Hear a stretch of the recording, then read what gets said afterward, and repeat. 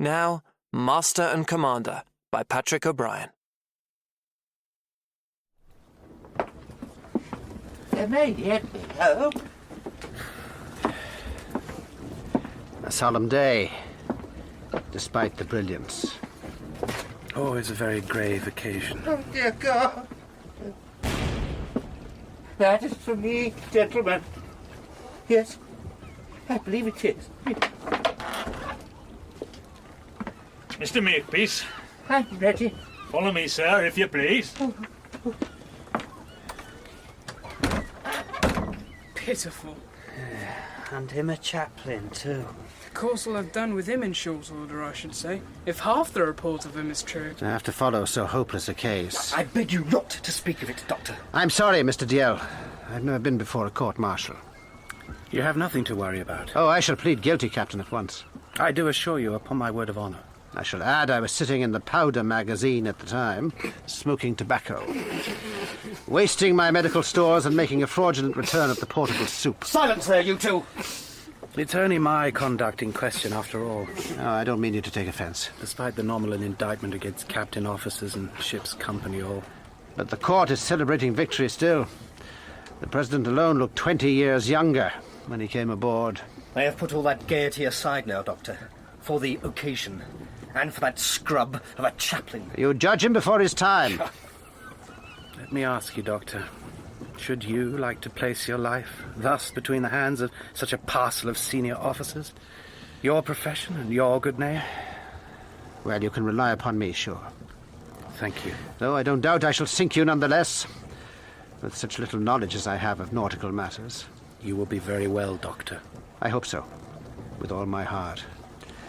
For who in the world would believe my version of your story?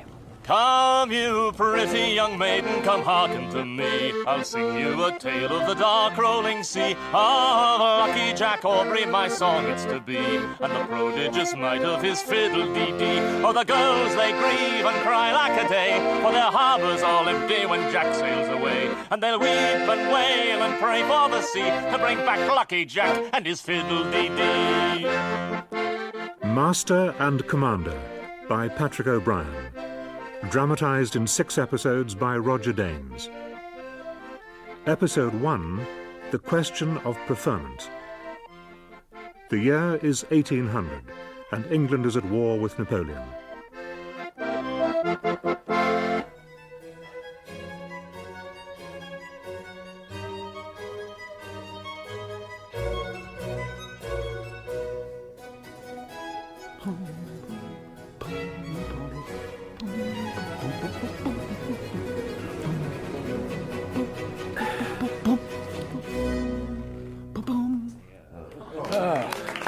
Very finely played. Do you not think so, sir? I believe so, yes. But let me ask you, sir, if you really must join in with the players, could I entreat you to do so in time? In time, sir? In time, sir. Very well played. Well played, gentlemen. Oh, you mean I have to confine yourself to beating, sir? The harp, you see? And Mrs. Harte to play upon it. Splendid. The piece, sir? Yes, the piece, the piece. The music, sir. She looks very well. Don't talk.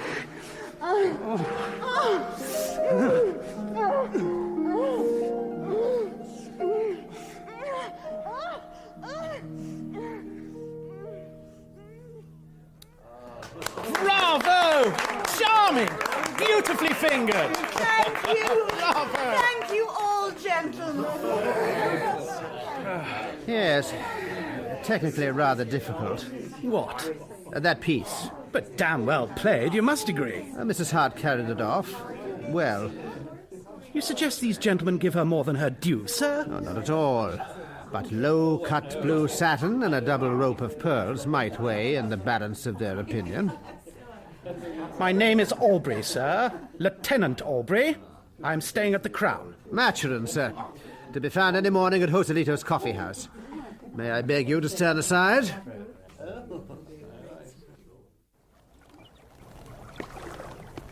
Damned ill-favoured son of a bitch! To give himself such airs! And I was in perfect time. Pum, pum, pum, pum. Perfect time. And actually to nudge me during Molly's harp. Almost a blow, yes. Shall I suffer that? From a civilian, too. An affront to my professional code. Professional. Lieutenant Aubrey. Good morning, sir. I expected you earlier. Captain Harte? There was a time, sir, when a shipless lieutenant would have swum the harbour to learn a port commandant's mind. Those days are gone, no doubt. The new breed. Sir? You know the Vertueurs? I do indeed, sir. New captured, new coppered. Beautiful little French privateer. Yes. Well, I have to tell you, Lieutenant Aubrey, your claim, the promise you claim, in short, the Vertueurs is to go to Middleton. Middleton? Exigencies of the service, sir. Middleton? Your secretary's brother, sir? An officer of distinction, newly arrived from Gibraltar. Sir? I have taken the unusual course of giving you the news myself. Thank you, Captain Harte. And you may be sure, Lieutenant, of the continuance of my regard for you. Kiss my ass. Regard. And I truckled to that thing of a secretary so his damn brother could command that. Virtually promised to me. Snapping up prizes all along the whole Spanish coast. In my place. My virtues, my glory, my personal advancement. My prize money. £17 and 12 shillings. The interest. 15%, is it? And your pay, £5 12 shillings a month. I can well believe the dissatisfaction of your loss, Lieutenant. I don't ask for a further advance, Mr. Williams. It would not be wise. But if you were to do Who what you... knows, but by quarter day you may have got your command. Well, I can see I shall need either better luck or better interest. For my interest now is 15%. Hey, Mr. Williams? Hey? Excellent, Lieutenant Aubrey. Just you keep a cheerful countenance, and all will come out right, I'm sure. Sad, Teniente. What? Sad, poor Teniente. Who could be sad, Mercy, with you, eh? And with those. I will give you no letter, if you be like that. Letter? Is it worth no touch, Mercy? That's the question. What letter? I bring him, and Captain Allen come for you. What the devil can Captain Allen want with me? Did he say? It had best not be a subscription, that's all. This is him. Letter for Captain John Aubrey, R.N. Damn fool to get the wrong rank. Merely makes it worse to be passed over. Will you open it, Teniente? Can't make it out. No hand I recognise. But at least it ain't that Williams. Damned old vulture with his 15%. Open him and see, yes? By the Right Honourable Lord Keith, Knight of the Bath, Admiral of the Blue, and Commander-in-Chief of His Majesty. Whereas Captain Samuel Allen of His Majesty's sloop Sophie is removed to the palace, Captain James Bradley, you are hereby required and directed to proceed on board the Sophie and take upon you the charge and command of commander of her, willing and requiring all the officers hereof, nor you nor any of you may fail, as you will answer the contrary at your peril. By God! Not sad, Teniente? Not sad. Not Teniente, Mercy. Not? Damn me if my worth's not been recognised at last. Captain! Capitano, Mercy! Oh, come here. Capitano! Capitano!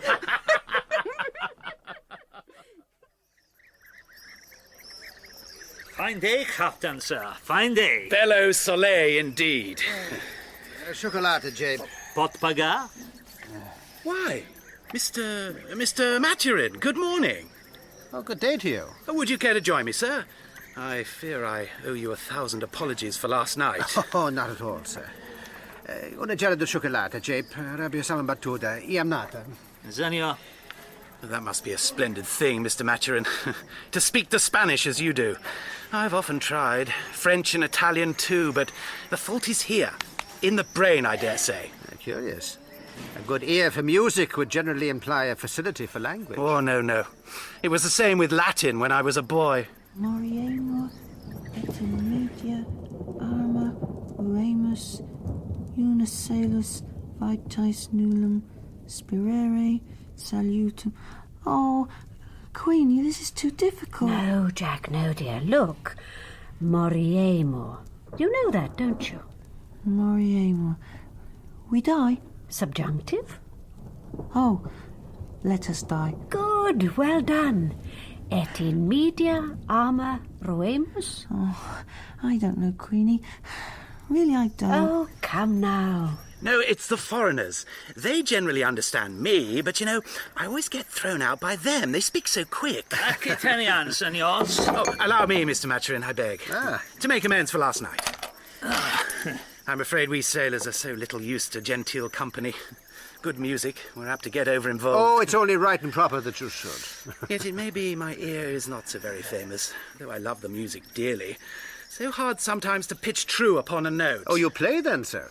Scrape, Mr. Maturin. Torment a fiddle from time to time. Why, so do I make my attempts upon the cello. Well, then we must play a duetto, whenever you have leisure, sir. I should be honoured. Oh, it's a rare occasion to find a new musician here in Marne.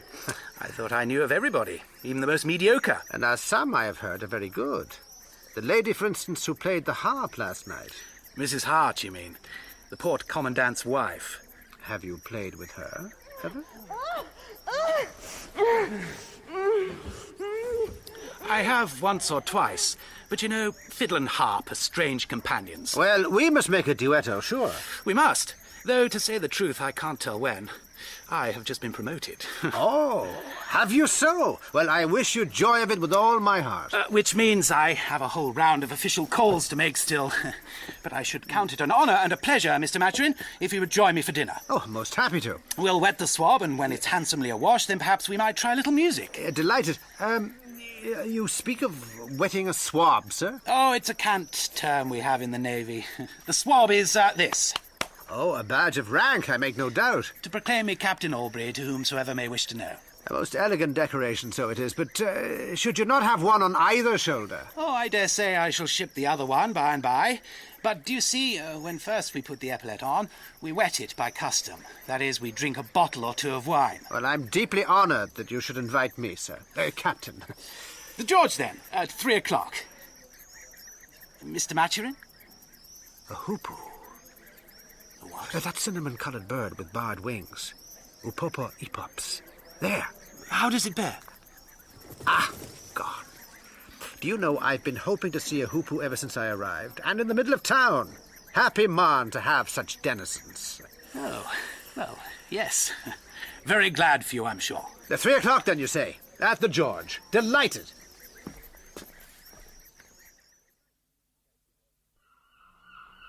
Astonished, Captain Aubrey. Expected you yesterday afternoon. Captain Allen, too, expected you yesterday afternoon. Upon my word, you have an odd notion of taking over a command. I only learned last night, sir. Indeed, this morning, between 1 and 2. Yet the letter certainly went off in good time. The fault lies those people at your inn, no doubt. No relying upon your foreigner. Well, I give you joy of your command, Captain Aubrey, I'm sure. But how you intend to take the Sophie to sea with no people to work her out the harbour, I confess I can't imagine. Has Captain Allen not left the ship's... Captain Allen must be 20 leagues away by now with his new command. The Palace has sailed? At midnight, sir. You cannot expect the service to wait upon your pleasure. Allen took his lieutenant with him, his surgeon, all the promising midshipmen, and every real sailorman in the Sophie, I don't doubt. Well, I must make the best of what I have, then. Not many, sir. I was obliged to make a draft from what was left, for harbour duty. I can let you have a chaplain there. Can he hand a reef and steer? If not, I'd rather be excused, thank you. I will give you some advice, Captain Aubrey. This is what happens when a man goes a caterwauling all night at the governor's soiree, when he might have been aboard his own sloop in an officer-like manner. God strike me down, sir. It's a pretty state of affairs when a young fellow prefers the company of Italian fiddlers and eunuchs to taking possession of his own first command.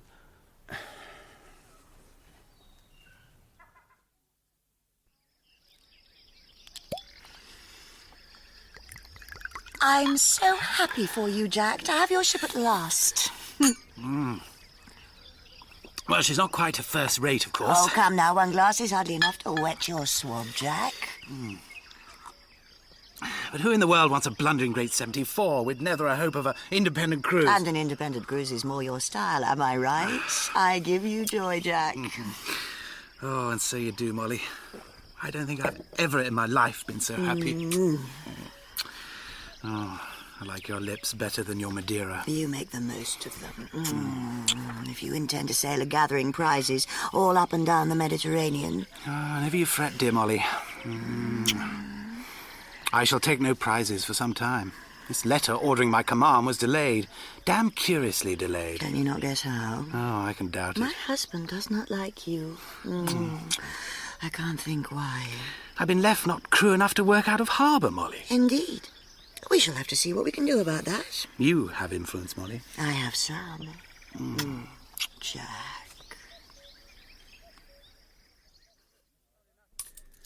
Not enough to have got me my ship, however. It is your merit alone, Captain Aubrey, has secured your command, as you well know, and not before time, neither. Well, I should be able to meet your interest, Mr. Williams, at least. Oh, your credit's a great deal more elastic now, Captain. Now you are, Captain, I should say. And as you are, Captain, I make so bold as to ask of you a favour, if I may. Well, I'm obliged to you, sir. My wife, sir, has a young cousin with child to go to sea, wants to rise to purser later on. Is a quick boy, David, writes a clear hand and good with figures. Ship's clerk? If you've no one else already in mind, sir. Well, I tell you what. You find an able seaman to come along with him, sir, and I'll take your boy David. Are you in earnest, Captain? Why, yes. Yes, I suppose I am. Yes, certainly. You won't regret it, Sir David. I give you my word, Captain Aubrey. David! Here I am, sir. Mr. Williams tells me you write a fine, clear hand, sir. Is that right? Yes, sir. Now, David, Captain Aubrey doesn't want to hear it. Will you take me then, sir? Should you like to write down a note for me first? Oh, certainly, sir. It's addressed to the master of the Sophie. Do you know his name, Mr. Williams? Marshall, sir. William Marshall. Prime navigator, I'm told. So much the better. The angle YCB, to which the yard is braced up, is called the trim of the sails. Expressed by the symbol small b, this is the complement of angle DCI. It's impossible, Queenie. Quite impossible. Isn't the trigonometry evident, though? Why, no, Queenie. To tell the truth, it ain't evident at all. Well, Jackie, darling, look. Try to remember what a cotangent is, and we'll begin again.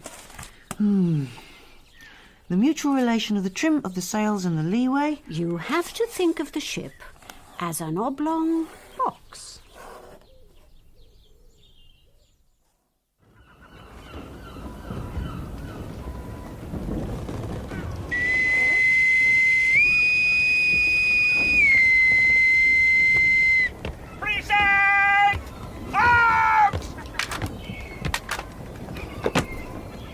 I am happy to make your acquaintance, gentlemen all. As there is yet no lieutenant, I shall myself read my commission to the ship's company. Off! Hot! By the Right Honourable Lord Keith, Knight of the Bath, Admiral of the Blue, Commander-in-Chief of His Majesty's Hereof nor you nor any of you may fail, as you will answer to the contrary at your peril. Admiral Copperplate had, is it? And a nice evocation of doom in the final paragraph. Oh, you know, it's all mere form. Now, Mr. Maturin, allow me to press you to some of this ragout mutton. Oh, willingly. You know, I haven't eaten so well for many a day. Nor, if I may say so, in such pleasant company. Though it is provoking to find only 3 dishes instead of the 5 I ordered. Sanko Platos, I said. Sanko Platos. Explained everything most carefully in Spanish. Visage de porco, I said. And the fellow nodded like a China mandarin. Now, heaven knows what this dish is by you, but hog's face it is not. Delicious though it is. But, might the misunderstanding not have arisen from your own care, sir, of explaining in Castilian Spanish? Well, it seemed to me reasonable, speaking to Spaniards. No, perhaps you're forgetting that Catalan is the language of these islands. Another language? Well, I had no notion of it. But no doubt it's much the same tongue. Putain, as they say in France. No, nothing of the kind. Quite different language. Some would say better. And, by the way, sir, if you will allow, I believe the word in French is patois. Oh, patois, just so. Yet I swear putain is a word. I learnt it somewhere. And you say this Catalan is quite different from your Spanish tongue? As unlike as Gluck and Mozart. You astonish me. Well, I was brought up in these parts. Indeed, I must have spent more time here than in Ireland. And when first I went home, I worked, all in Catalan. I found my studies came easier that way. Capital to speak it, so, like a native. What I call making good use of one's childhood. I wish I could say as much, having been in the Navy since I was breeched. Oh, you have a wealth of other experiences, then. By God, Mr. Aubrey, you must think yourself the perfect young whoremonger. Bring aboard a bumboat girl to hide in my cable tier, would you? I humbly beg your pardon, sir. Oh, I think so. Perhaps you can give me a reason too, then, why I shouldn't have your turn before the mast this time. Well? No, sir. Well, by God, I'll do it. No! Long past time for you to learn your duty it is. And don't stand there greeting, Aubrey. I'll not have it, do you hear me? I was degraded to a common sailor 6 months before being rated midshipman again. But I was grateful for it in the end. Came to understand the lower decks through and through, and they were wonderful kind to me. But at the time, I cried like a girl, I can tell you. And now that same man was giving me my first command. Here's to him. So, do you take Lord Keith's to be the interest in your preferment? Oh, damned if I can see it. Each time I met him was worse than the last. Oh, I would give much to have seen what you must have come across in your mariner's life. I made such poor use of my time here. Great desert expanses of sterile, brutish ignorance. All the birds, insects, plants of my own childhood. I fastened upon the first opportunity to come back, accompanying Mr. Brown. Oh, Brown of the dockyard, eh? A naval officer, know him well. Excellent musician. No. My patient died at sea on the way here. Ah, poor fellow. He was in the last stages of phthisis, as I found when I opened his body. You cut him up? I thought it proper that his friend should know the cause. Well, had I known you were a surgeon, sir, I don't think I could have resisted the temptation of pressing you. Oh. Surgeons are excellent fellows, but I have not the honour of counting myself among them. I'm a physician. Oh, I beg your pardon. Dear me, Dr. Maturin. Yeah. What a sad blunder on my part. But even so, I should likely have you run aboard the Sophie and kept under hatches until we was 20 leagues from here. You have no surgeon? And no likelihood of finding one. But can I not prevail upon you to go to sea, Doctor? I've never thought of it, sir. Well, a man of war's a very thing for a philosopher. I can promise you some monstrously strange fishes, at least, and birds, of course, all sorts. Natural phenomena, meteors, and always a chance of prize money. Even Aristotle would have been moved by the prize money. But I am in no way qualified to be a naval surgeon. Oh, bless you, Doctor. Do you but consider what we're usually sent. Surgeons, mates who know nothing of butchery, far less physic, who learn on the poor seamen as they go along. Well, in all candour, sir, your offer tempts me exceedingly, finding myself, as I do, very much at a stand here in Minorca. Well, I'm heartily sorry to hear that, Doctor. Well, I thought my late patient a man of substance, but in the event, well... I'm almost ashamed to profit by your embarrassment. And the pay is contemptible to a learned man, you know. But then, for an inquiring mind, a ship must be a most instructive theatre. Prodigiously so, I'm sure. Yeah. Make this first voyage as my guest. Come aboard tomorrow. Is it so simple? Well, I'm captain, do you see? I can exercise a little patronage of my own. And allow me to drink to your health, Captain. With pleasure, Dr. Maturin. Oh, Lord, but it's a fine thing to play the great man once in a while. Bold Sophie's commander sleeps tight in his bed. His dreams all of glory a spin in his head. Soon of foes and of prizes will clear sweep the sea. Sure, it's not just the ladies get fiddly-dee. Though the girls they grieve and cry like a day, for their harbour's all empty when Jack sails away. And they wail and weep and pray for the sea to bring back Lucky Jack and his fiddly-dee. What in God's name is this infernal confusion? Mr. Watt? Here, sir. This is a kingship, bosun, not the Margate Hoy. Clear those men forward and fast that bloody hammering! If you please, Captain Aubrey. The generous cutters alongside with the men who were drafted off for harbour duty. All of them? With Captain Harte's compliments, sir. You have influence, Molly. I have some. Jack. My compliments and best thanks to Captain Harte. Ah, Mr. Richards. Good morning, sir. This is a seaman you brought me? That's right, sir. Fine, stout fellow he looks too. What's his name? Alfred King, if you please, sir. Can you hand a reef and steer, King? What's that? Come, sir, haven't you got a proper civil tongue in your head? If you please, sir, he has no tongue. The Moors cut it out. Well, stir him forward. I'll read him in by and by. Mr. Watt, get those men to work. This is not Fiddler's Green. Mr. Babington. Aye, sir? Prepare our cutter. I'm going aboard the flagship. And when I come back, Mr. Watt, this deck will present a very different appearance, if you please. Aye, aye, sir.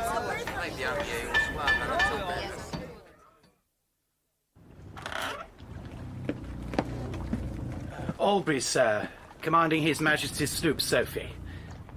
Oh, I beg your pardon, Mum. I thought Lord Keith was here expecting me. Dear Jackie. Close your mouth, dear. You gape like a carp. Queenie? And you who look so beautiful, so dressed up, new swab and all. Old Queenie! Let me put your neckcloth straighten. Oh, come, Jackie. I should say you look as frightened of me as if I were a Frenchman. Queenie, my dear. Well, I'm just so astonished to see you. God damn it, blast my soul. You, sir! What the devil do you mean by so frittering with another man's wife? Wife? Admiral. Lady Keith. This is the young man I was telling you about, Jack Aubrey. Oh, aye? I used to give him his bath, you know. Take him into my bed when he had bad dreams. When I was a child, sir, that is. Queenie was my nurse, sir. I was forgetting. A great friend to the family. Oh, sir. I mind you, Captain Aubrey. Forgive me. I have such a power of captains. And some of them, say he, are very mere rakes. He could not have meant you, Jack. Well, I thank my star for Queenie, I can tell you. God, I was like a boy mid again, caught under the cold eye of his. But did you not know the Admiral had married? Not to whom, Molly? Besides, well, he must be 60. And she... Dear God. I wish I had seen your face. And there I was, convinced my command must have been got by honourable wounds of my own merit. But now you believe it was all Lady Keith. Oh, dear Queenie. Yes, I make no doubt it was all her. But I have you to thank, Molly, for the return of my harbour duty men. I would have given you a ship, Jack, were I an Admiral's wife. I already have all I could wish from you. Well, perhaps you would not like it said that, like Selden, you got more by your pizzle than your practice. Oh, you have a tongue on you, Molly Harte. Should you like it, Jack Aubrey? To have my ship, my Sophie, must be a price to pay. But by God, it'd be worth it.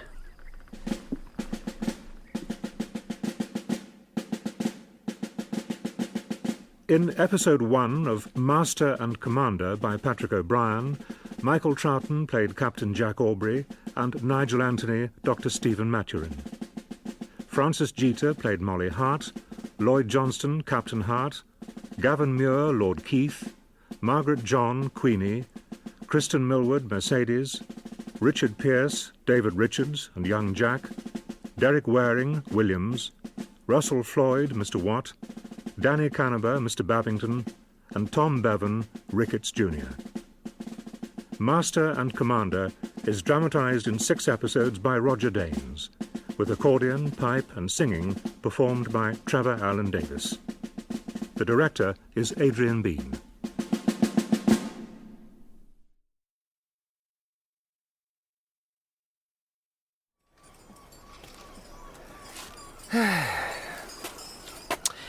do begin to wonder at Captain Aubrey's invitation. Was it merely Jack ashore, and the influence of a new command, a good dinner, and 4 bottles, possibly 5? Still in all, the chance to see what he promised, and to get £30 a year for the seeing of it. Forgive me, sir. Sir? Might I ask whether you know which of these ships is called Sophia? A king's ship, sir. Man of war. I have been told so. Well, there's no ship of that name. I cannot allow myself to suffer an affront. But perhaps you refer to the sloop, sir? The sloop Sophie? Oh, that may well be the case. No man could easily surpass my ignorance of nautical terms. Yeah, the vessel I have in mind is commanded by Captain Aubrey. Ah, just so. She is a sloop, sir. 14 guns. She lies almost directly in front of you. There.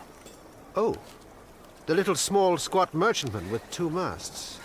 She is a man of war, I do assure you. And I believe she's about to make sail, in fact. Yes. You see, there go her topsails. She is sailing away. She will be in a few moments, though she never was one of your very brisk performers. But Jack Aubrey will certainly see to that. Is there something amiss? I'm very much obliged to you, sir. Servant, sir? So many disappointments. Doesn't seem possible that I should have to bear another. Ship's surgeon. Jack ashore. Just Jack ashore. Come, pretty young maiden, attend to my song. We're steering to glory, but loving along. With our Goldilocks captain, it's glad company. And the girls and the Frenchies get fiddly-dee. See old Boney wail and cry like a day, for his ship's all afire when Jack sails his way. While the girls keep watch and pray for the sea to bring back Lucky Jack and his fiddly-dee. Master and Commander by Patrick O'Brien. Dramatised in 6 episodes by Roger Dames. Episode 2, The Question of Seamanship. The year is 1800, and England is at war with Napoleon. Newly promoted Captain Jack Aubrey has taken command of the sloop Sophie, anchored in Rosia Bay by Gibraltar. Can I really have set my heart on it so much? There he goes! Harte! Yes, I can. Pull out to him! New place, new skies, new living. You'll catch him if you And that Sophie which sails without Dr. me. Maturin! Oh, Doctor! God damn her! Stop and all the that's sir. sail in her. Dr. Maturin, sir! Dr. Maturin? What is it now? Captain Aubrey's compliments, sir. Compliments? He's very much concerned to say the Sophie will not be back in port before dinner time. Oh, is he so? He's proven her handling, sir. Really? But he intends to bring her back in this afternoon, and will send a boat for you. At any time you may choose to report.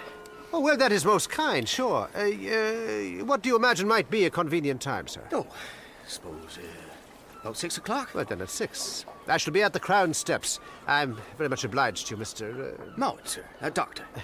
Meantime, I shall go across to the hospital, offer my assistance. Mr. Mowat, would you care to join me? Thank you, sir. I have an appointment. That is. Well, your servant, Mr. Mowat. No, yours, sir. Really? Yes, the hospital. It's a great while since last I felt the grind of bone under my sore.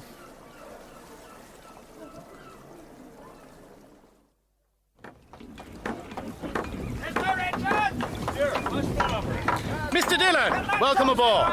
Thank you, sir. I'm sorry not to have had you earlier, but we needed to profit by this morning's wind. Did she prove well, sir? Well, as you can see, but at least we are not short-handed. And now we have our lieutenant aboard. We lack but our surgeon, who is to come this evening.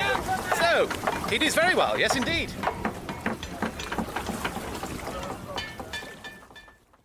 Very well, says he. The fleet's own brazen, smiling serpent brings the poor Sophie in first time he ever set foot in her. First time, barely a yard standing at all. Oh, half the ship's company pumping for dear life, and the poor carpenter wretched as a drab. Never a pause for a smell of the pipe. Short time for dinner, as that'll be made up. All the time that Goldilocks new broom smiling away as a King George is just waiting to knight him for it all. Bad news for us on the lower deck. On the lower deck, you mark me. God, have our old Captain Allen back again. What wouldn't I give? And me.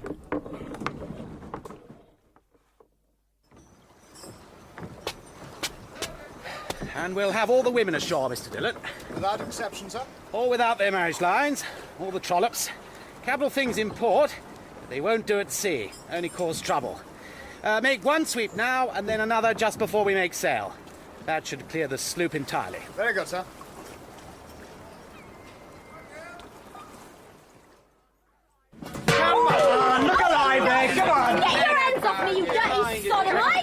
Aubrey wishes you to step ashore, madam. Kiss my arse! Yeah, I'm sure he's got better than yours. Now, go on, you've had your fun in pocket running. Come along. Come along, you. Let's have a place on top of the boat. And now he puts the duties ashore. Puts them ashore. Him, as was one of the most perfect oarmongers in the fleet. What you about, Rab? I knew Goldilocks Aubrey when he was a mid, aboard the old Resolution. Ooh. Broken he was. Broken. Turned before the mast as a common seaman for a little piece he stowed away in a chain locker. Oh, the arse. He's Captain Aubrey now, isn't he? Times change. Times change, all right. Give a man a gilt swab on his shoulder and he'll stick his into nothing less than a Port Covenant's wife, won't he? But as far as our only entertainment goes... You got your fist, don't you? And there's no more than Goldilocks himself will have once we make sail and his Molly Harte left behind him. 12 sail of merchantmen and transport to convoy to Cagliari. I shall have completed my stores and provisions by this evening, Captain Harte. Yes. I heard you made hay of the dockyard, with your list as long as your pennant. New spars, new yard arm, your 12-pounders too heavy for your sloop, and God knows what else. I thought to try what I could to make the Sophie a more effective man-of-war, sir. Failed, didn't you, sir? She is still under-rigged, yes. Well, I think of the care Captain Allen had of the King's stores. But that's not the way nowadays, is it? It's all spendthrift, fling it down the kennel young commanders, hoping to see their names in the Gazette. Well, I trust you'll take note, Captain Aubrey. Your orders this time enjoin you by no means to endanger your masts, yards, or sails. Though I am to travel at very great pace. And on no account are you to incur any risk whatsoever. Yet I am to shrink from no danger, I see. I hope the Sophie is well found, as Captain Allen left her, Capitally well found, sir. I have an excellent lieutenant in Mr. Dillon, and a full complement of 89 men, including the Marines. You've been fortunate, sir, considering. I even have a Dublin physician for ship's surgeon. Do you, by God? I hear they charge a guinea a visit.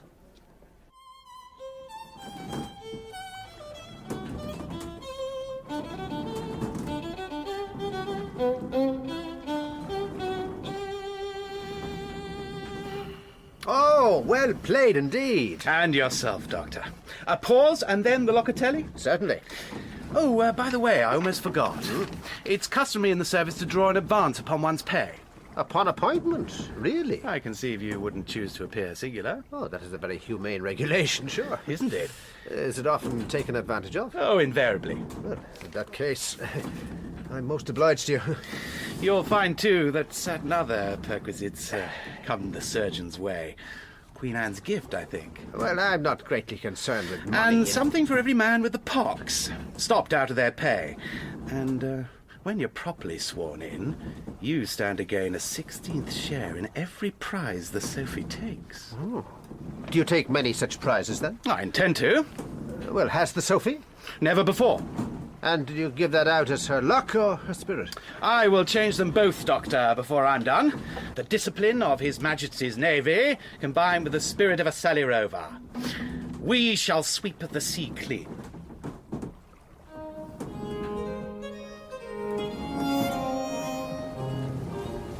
Good morning. Good morning, sir. Good morning, Mr. Dillon. Morning, sir. Our merchant men still all there, I see. Slow, though, till full daylight, sir. No doubt they're afraid they may trip over the lines of longitude. What? Yes. Well, we shall have to muster up the ship's company, Mr. Dillon, after breakfast. Decide how to watch and quarter them all. The new draft is unsettled still, though at least we have plenty of hands. Indeed we have. Could fight both sides easily, and that's more than can be said by any line of battleship. Though there seemed to me an unnatural proportion of Lord Mayor's men among that crew from the Burford. We had the tail end of our draft, I think. No old Charlottes, I suppose? One, sir, just. A foretopman he was. Still seems quite dazed and stupid even now. A sad business, a Charlotte. You were there, I collect. There was talk of an infernal machine. An Italian in Boney's pay, I was told. Yeah, I heard that, but I believe it was more like to be some fool who allowed hay stored on the half-deck, just next to the tub with a slow match for our signal guns. Dear God, that is criminal bad seamanship. We could hear the flames a mile away, and more. A first rate, ablaze from truck to waterline. Sometimes a sheet of fire would lift off and go up into the air all by itself, cracking and waving like a huge flag. 800 men, the Charlotte's company. was just a morning as this. Could you have saved any of her people? Few. Miserably few. Many more should have, but our boats hung back. Your men were thinking of the Boyne, were they? Yes. And the Charlotte's magazine was just as full. No, it was not a creditable business. But, you know, there's little to be done with an unwilling crew.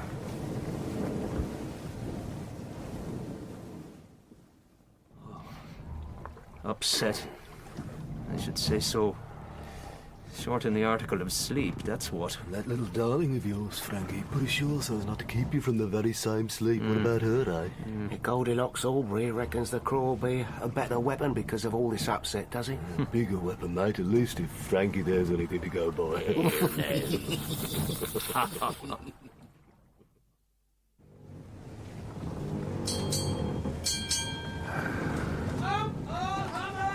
Oh, dear God, what's this? Pandemonium. Oh, some emergency. Are they all so much occupied they've forgotten I'm here? Could they just warn me?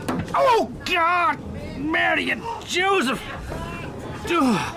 What kind of ceiling have they got in here, for the love of God? Did you bump your head, sir? What? What did you say? I said, did you bump your head, sir? Yes, I did. It's his old beams, sir. You want to take care of them, you know. They are very low. Thank you. Very much.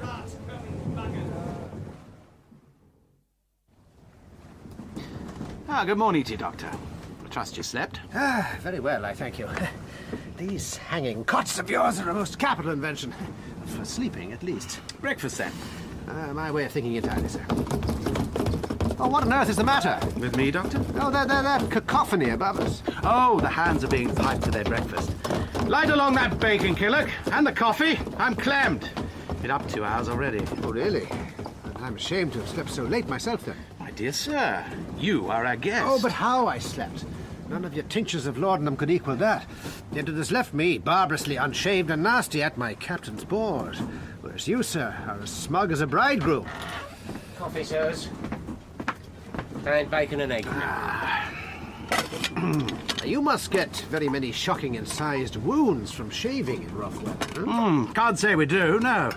Matter of use, I suppose. Coffee for you, sir. What we do get is a most plentiful crop of bursting berries. What's the learned word? Hernia. Oh, thank you. Sir? Yes, I dare say. Half the idlers are more or less ruptured, which is why we give them the lighter duties. Hernia and the pox, very common. Well, not so very surprising when you consider the nature of a mariner's labour. Damn good coffee. And his amusements account for his pox, of course. His raptures. And his ruptures. Hey, Doctor? Oh, good. That is good wit. I must write that down. His raptures and his ruptures. I remember the parties of seamen and Marne, wonderfully elated, dancing and singing with their drabble-tailed whores.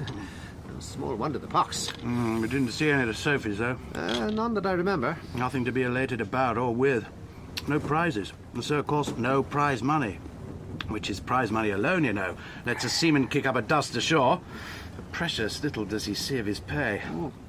But you will change that, you say? Before I'm done, Doctor, you shall have more pox than you thought possible. Thank you. I hope I may have the pleasure of introducing my lieutenant to you after breakfast. He appears to be a seaman-like, gentlemanly fellow.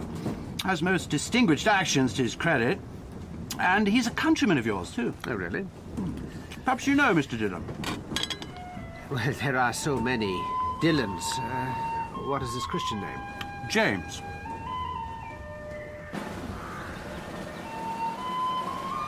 Erin, Cobra!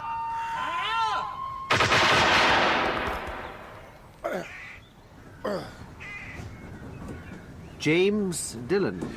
Yes. Nephew, I think, of Lord... No, I forgot. Well, it would not help me in any case. I do not remember to have met any James Dillon. Mr. Day, make signal 23 with 2 guns to load. Aye, Mr. Marshall, aye, sir. we'll set the main and fore staysails. Main and fore staysails, And as soon as that slug of the Pink comes up with the rest of the convoy, we will set the royals. Mr. Watt! Yes, sir. Sailmaker and his party to get to work on the mainsail directly. Aye, sir. Where's the clerk? Yes, sir. Fetch the watch bill, Mr. Richards. Run up And we'll your knock them gun. into some kind of shape. I want, sir. Mr. Dillon. Sir? I don't believe you've met Dr. Maturin to be our new surgeon. Ready to haul away. Mr. Dillon, I'm very pleased to make your acquaintance. Right. Mr. Mike. Servant, sir. You look unwell. Hey, Nothing. Haul. I wonder, Doctor, whether it would amuse you to look over the sloop while Mr. Dillon and I attend to our watch business. Oh, nothing would give me greater pleasure. Such an elegant complexity of... I don't know what to call it. Mr. Muir? Sir. Ready to Be so good as to show Dr. Maturin what? Well, everything then. Carry him into the main top. That affords quite a vista. Shall I lead you the way, Doctor? Well, yes, I will try to imitate your motions as best I can.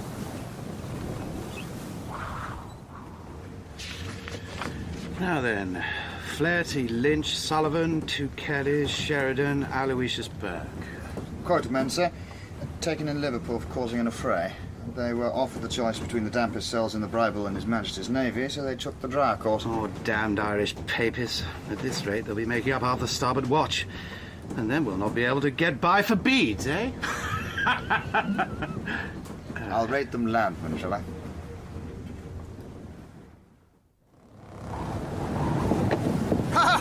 I feel so much better now. Solid wood under the buttocks. They do say it's a wonderful plan not to look down, sir, when you climb in. And I shall remember that. I'm very sensible of your kindness in helping me up, Mr. Mount. Where are we? The main top, sir, and that other forward is the fort. That's the staysail set, and their sheets hold aft, see? Staysail? Rigged on the stays, Doctor. Slide along them like curtains by those rings. We call them hanks at sea. Oh. Now, we used to have grommets, but hanks answer so much better, you know? No, oh dear. Such a maze of ropes and wood and canvas, so it is. You couldn't explain without using sea terms, I suppose? No sea terms, sir? No. Wouldn't be possible, would it?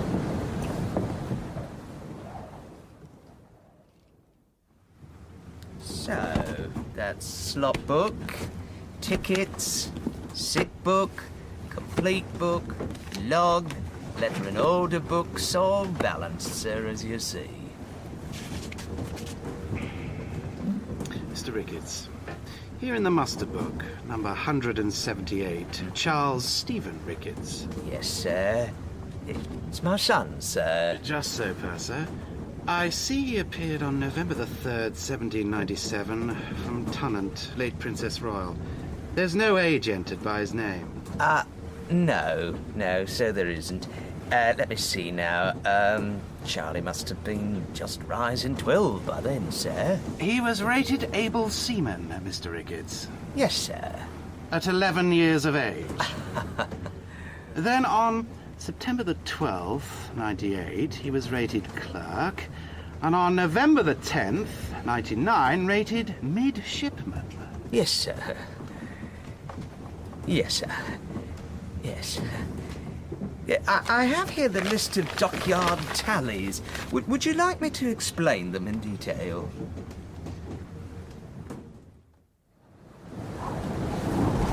Can you tell me, Mr. Moen, what then is a brig? Well, this is a brig, Doctor. The Sophie. Though we call her a sloop, but a brig, you see, is a lieutenant's command. And Captain Aubrey is... We call him captain, yes, but he's properly master and commander. Well then what is that... what is that howling? The bosun, sir. Get along there, you! Oh, the ship, the gallant bosun flies. Like a horse mastiff through the storm, he cries. Oh, a poet you are. Prompt to direct, the unskillful still appears. The expert praises and the timid cheers. I want that bent to the yards before dinner. You misbegotten bunch of bastards. Well, he seems very free with that cane. I wonder they don't knock him down.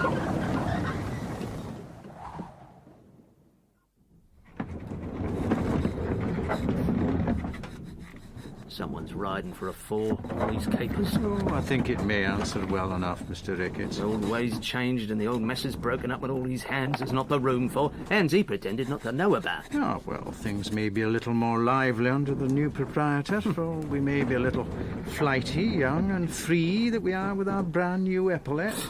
It's my belief the men will come to like it with use. A brig, Mr. Marshall, is not a frigate. Far less a ship of the line. You're on top of your people in the Sophie, and they can give you hell or cause you to be broke as easy as kiss my hand. As will be if he persists in capers of this kind. Captain Aubrey's a good seaman. Well, that's as may be, but you and I know there's a great deal more required in brute seamanship. Qualities not to be found in every Johnny-come-lately. Why? And not in Jack lie-by-the-wall, neither. A headpiece, Mr. Marshall, and true bottom and steadiness, as well as conduct. That's what makes the captain of a man-of-war.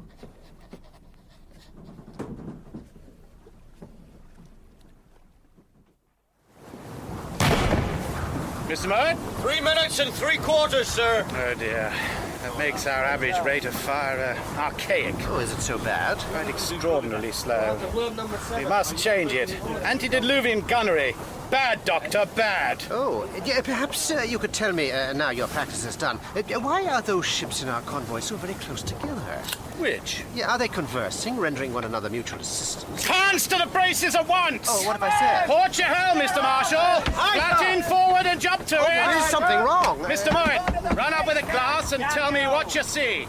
Mr. Dillon! Sir? We'll have the hide off that bloody lookout tomorrow if he lives to see it. I don't expect to have to rely upon our guests. Indeed not, sir. Rail up the mainsail there! Captain Aubrey, please, what is going on? Very well done, Doctor, indeed. Only one of those ships is of our convoy. Well, then the what of other the other? is probably a corsair, an Algerine pirate, taking the advantage, as he thought, of our exercising the great guns to sneak in and make a snatch of the cat for a prize. The cat? The Norwegian, the Dorf Engelbrechtstatter. Sergeant Quinn! Look to the small arms man! Yes, sir, it was. Oh, well, this is a bit of luck, Mr. Dillon, is it not? Could not have fallen more happily, sir. Mr. Watt, the top chains and puddinging. But I see I don't need to tell you that. Aye, sir. Jack! Mr. Murray, what is she? Your man. Algerine quarter galley, sir. They've boarded the cat already. Have they carried her? Not yet, sir. Good. I think the Norwegians are holding up their close quarters. Mr. Dillon? Sir? Signal the convoy to hold 2 points to leeward and reduce sail. Sir? Mr. Richards? Yes, sir. You must carefully note the time of everything now for the log. What do we do? Why, board them, of course. If the Norwegians can hold out that long. I hate firing into a galley at any rate. All those prisoner Christians for oarsmen. I see. Oh, by God, this is rare luck. Oh, is it so? Oh, I assure you, Doctor. Here we are, guns warm and run out, freshly loaded, with a crew on tiptoe, and all cleared for action. Most excellent luck. Now, should you care to go below, or would you rather stay on deck? Well, as surgeon, I rather thought I'd go this below. voyage you are my guest, my dear sir. Perhaps it would divert you better to go into maintop with a musket. Have a bang at the villains. Oh, no. I deprecate violence. My part is to heal just, or at least to kill with kindly intent. Let me take my sergeant's place below and begin my practice. I hope that's what you say. It will comfort the men amazingly, all of us.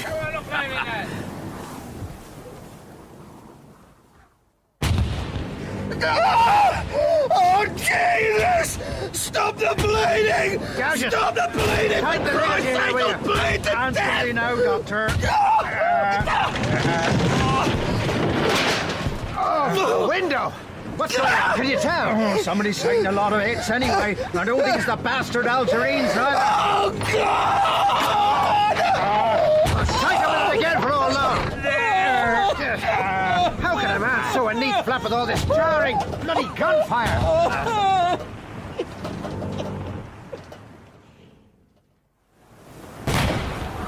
Lively with those starboard guns! Helm amidships! Aye, sir. Mr. Dillon, is that gun into the bows yet? Oh, God damn!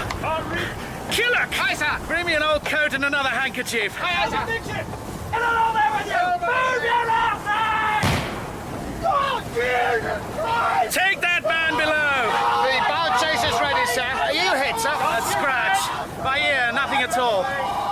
What do you make of the galley? Well, she's running away fast, but we're gaining, sir. Will you get that man below? Fool of a sponsor who hadn't properly cleared his gun went off in his face as he ran down the new charge. Teach him. We could do with 1 or 2 of their gunners. Catching her, you say? I believe so, sir. She's leading us on, spilling her wind. Oh, no, sir, surely not. See for yourself. She hopes to draw us from the convoy. Perhaps so her friends may snap up a half-dozen more prizes. Masthead! Sir? Anything to windward? Sail, sir! Lateen! Bearing up for the head of our convoy! What do I say, Mr. Dillon? Very good, sir. Come, cheer up, my lads, for the fury and fame, for the thunder-filled fire, for the grape and the chain, for the blood-bolted hearts of oak heroes to be. Yes, we'll give all them bastards some fiddle-dee-dee, and corsairs will weep and cry like a day, for the Moors will be lessened when Jack sails their way. You'll find never a pirate in all Algerie as can whack Lucky Jack on his fiddle-dee-dee. Is it done then? Bloody engagement for so little. But the Norwegian is safe. If it hadn't been for the damn convoy, we should have taken that galley. 2 good men killed. John Leckie with his bollocks shot away. But that is a fine job of patching on him, Doctor. Thank you. Let me look at your ear now. And my poor Sophie, a floating example of what superior gunnery can do. Still in all, you have the Norwegian safe. The ship, yes. And the crew? Well, it seems the Moors tossed them overboard. Dear God.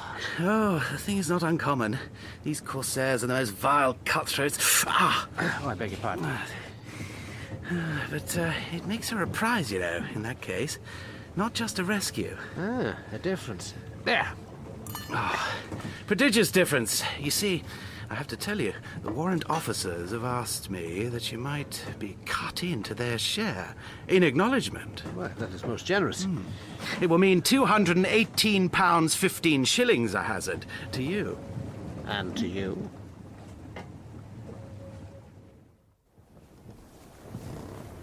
Sir! Sir! What is it, Mr. Dillon? You will be glad to hear the Norwegians are all safe. Safe? What? That was our prize, that was. The Norwegians are all safe. They hid in a secret place in their forepeak. Oh, bugger their forepeak.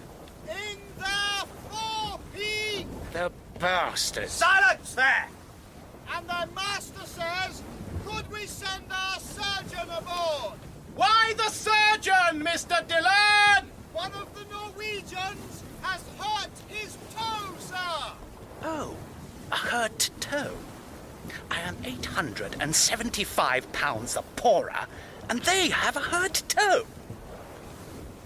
Mr. Dillon! Yes, sir!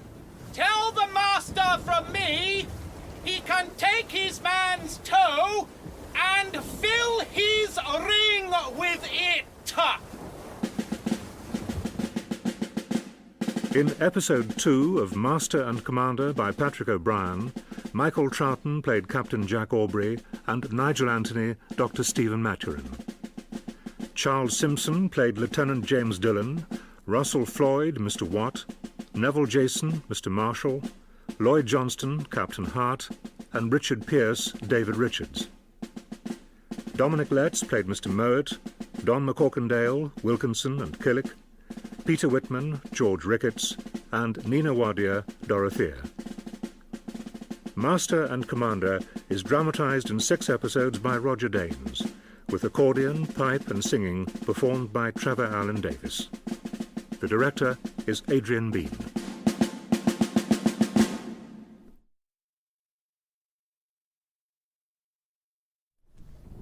By order of Sir James Samare, Baronet Admiral of the Blue, God damn Commander-in-Chief, this court-martial assembled and held on board His Majesty's ship This Pompey in dry as a Rosia dust Bay, lawyer's babble. to inquire into the conduct of John Aubrey, commander of His Majesty's sloop the Sophie, and her officers and company. God damn you all.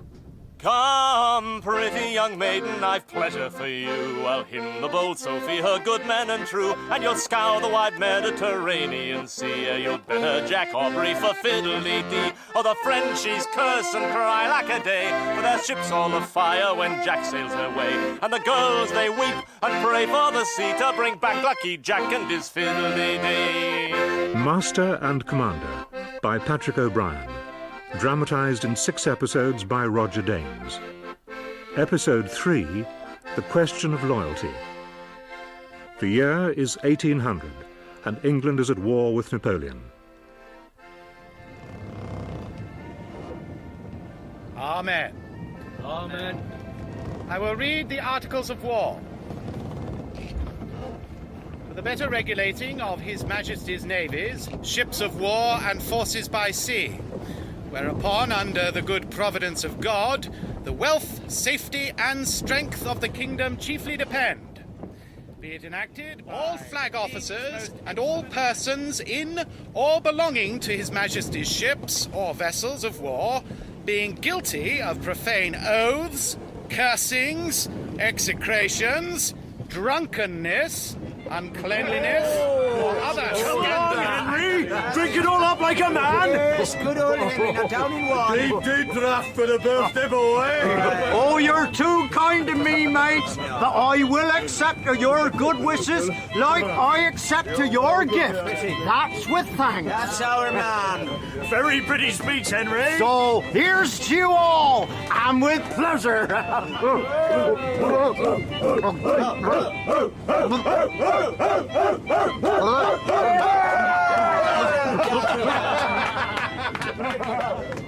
or other scandalous actions shall incur such punishment as a court-martial shall think to impose. The 4 days of coma have deepened to the ultimate point, Mr. Watt, in spite of my best efforts. Well, that's a pity and a shame all round then, Doctor. For Henry was a popular old boy amongst his messmates, and useful to yourself too, I don't doubt. Yes, for all his primitive faith on Ward's drop. So, I should be obliged to seek out a new loblolly boy. Now, tell me, just how much did he drink? Enough, clearly. I see. I've asked his friends already, but they give evasive answers, Mr. Watt. They lie, indeed. Well, so they would, Doctor. A lot of loyalty to him. And to themselves. What they do on a man's birthday, you see, is against the law. But how much did he drink? Well, he was popular, our Henry Gouges. I dare say he had close on a whole allowance. About a quart. Oh, that's a great deal, sure, but I'm surprised that it should kill a man. At an admixture of 3 to 1, 6 ounces or so of spirits, inebriating certainly, but hardly fatal. Lord, Doctor, that ain't the mixture. That's the rum. A quart? A quart of neat rum? Well, yes. See, to each man is half a pint a day, which is a quart to each mess for dinner and for supper, and that's what the water's added to. Half a pint of neat spirit for every man, every day? Of course. Oh, dear me. If they was only to get half a pint of 3-water grog, we should soon have a bloody mutiny in our hands. And quite right, too.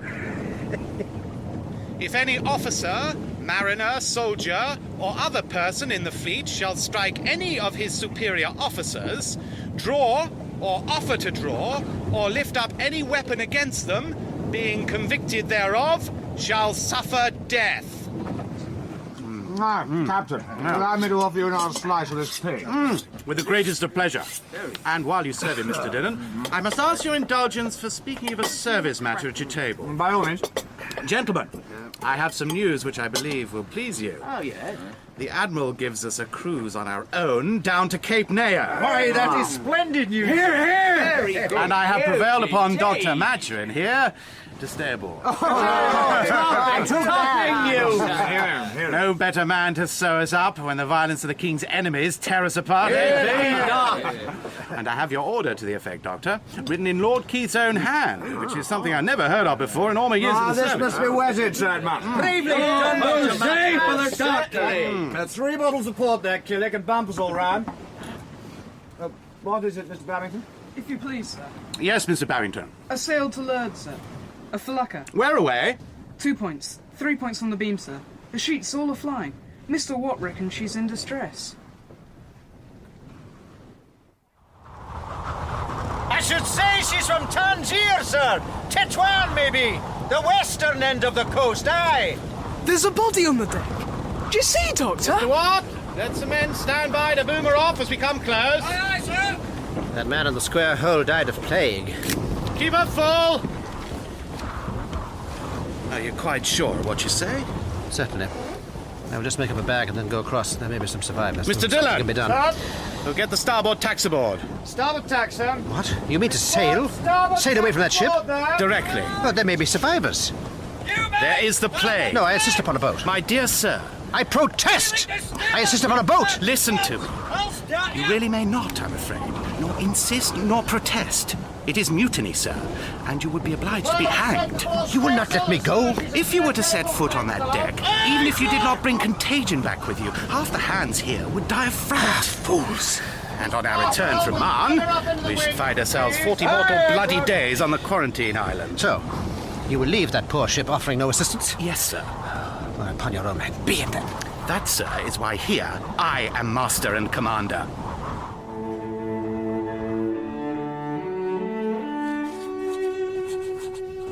Spoke for Lucker, and 3:15 tacked. PM moderate and clear. Up top gallant masts. Opened port cask number 113, partially spoiled. At 7, saw strange sail to westward. Made sail in chase.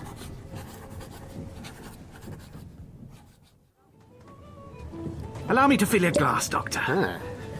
That is a healthy, laborative beverage. Better than our ordinary, I believe.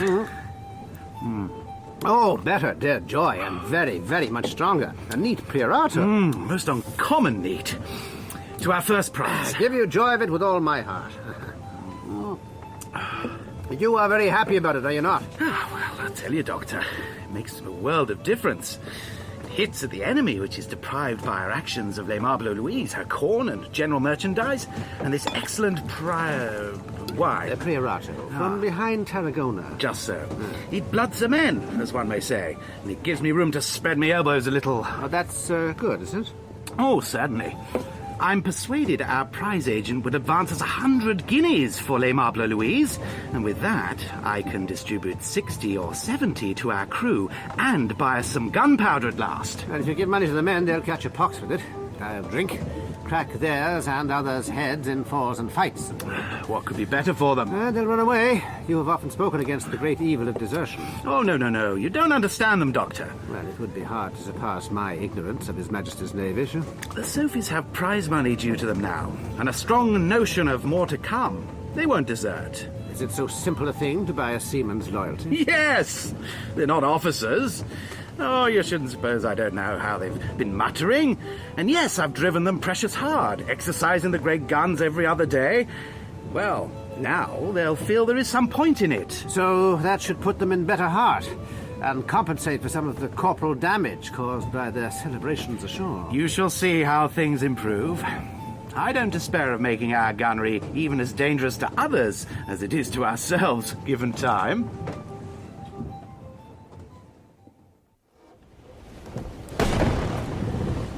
Stop your boat! I do believe she's going to strike. At the first warning shot. That's very strange. This is a tribute then to your improved gunnery, Mr. Dillon. Hardly that, Doctor. Yes, there we are. Quite a flurry of signals of surrender. Mr. Dillon, will you lead a party to board her and take possession, if you please? At once, sir.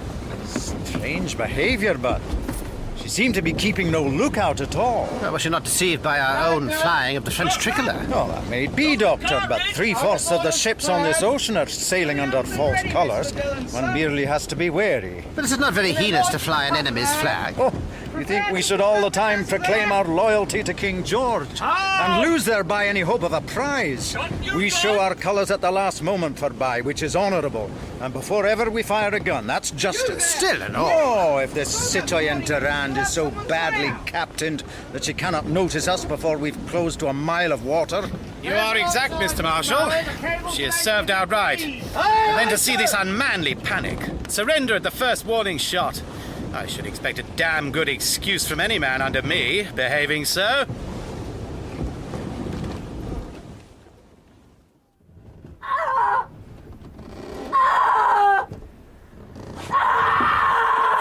For the love of heaven! Oh, mon lieutenant, je vous prie.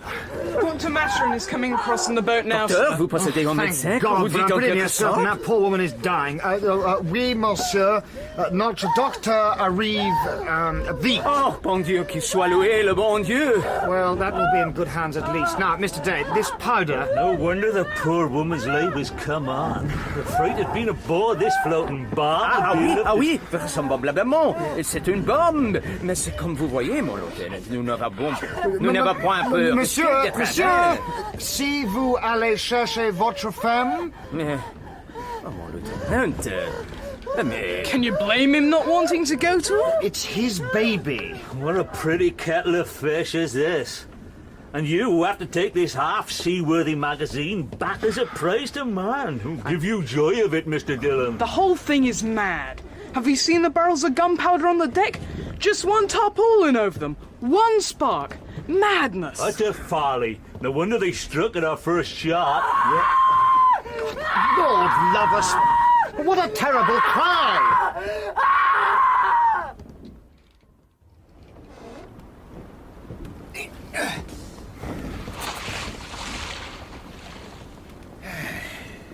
It is over.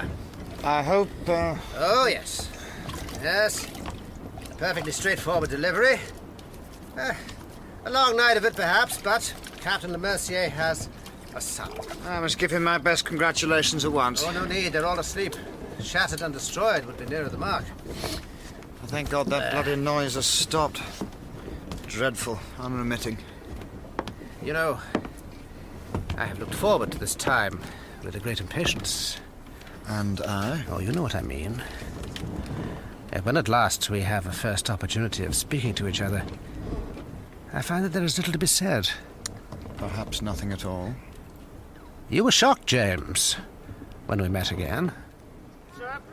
I don't believe you've met Dr. Maturin to be our new surgeon. Ready to haul away! Mr. Dillon, I'm very pleased to make your acquaintance. Roy! Mr. Boy! Servant, sir. You look unwell. Hey, Nothing. I was unprepared for the meeting. It was a long time since I had last seen you. At Dr. Emmett's, wasn't it? No, it was at Rathfarnham, just after the meeting of the committee.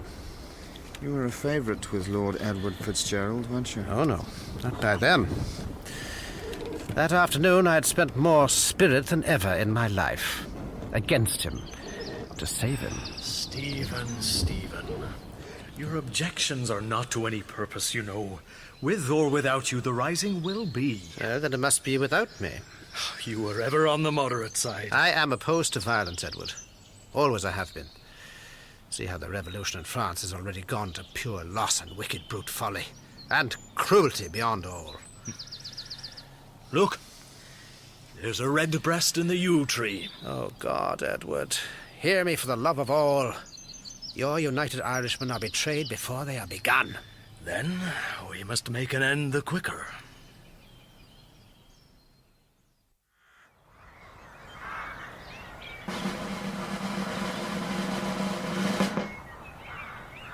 Erin Dobra! Fire!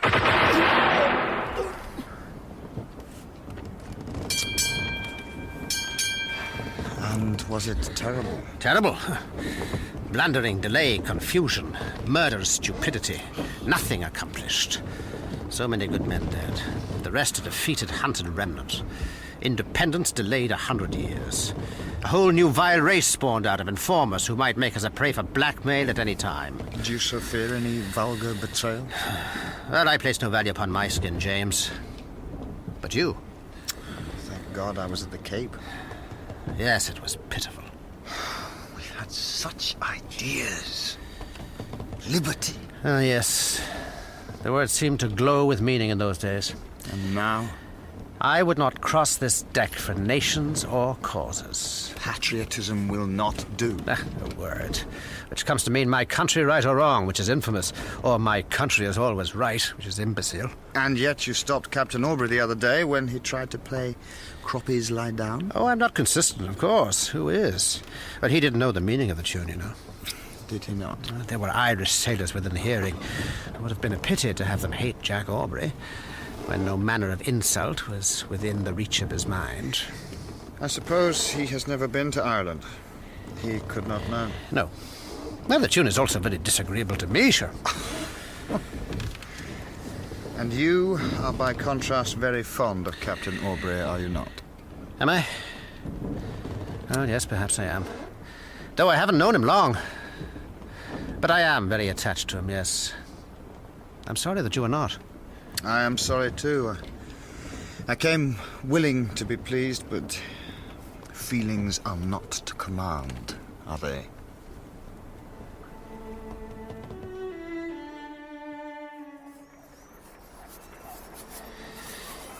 There was a time James Dillon was a delightful being.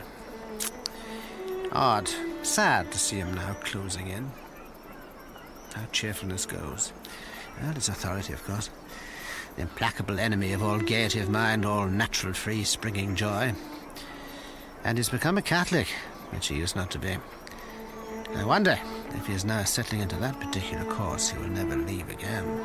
Mercurial as he always was, but several octaves down and in an ever darker key. Dr. Maturin? I would give so much to bring him friends with Jack Aubrey, but I fear... Dr. Maturin, sir. What is it, Mr. Babington? Has my longed-for specimen case arrived at last? No, sir. It's the Sophie. In the harbour? Just beyond the point, sir. And another vessel with her. A Spanish tartan. A third prize, it must be. The whole port will be filled with Jack Aubrey's captures before long. More to the purpose, sir. The whole crew will be filled with desire for kicking up a dust ashore, and money in their pockets to do it with. Then let us hope they don't suffer too much for it later.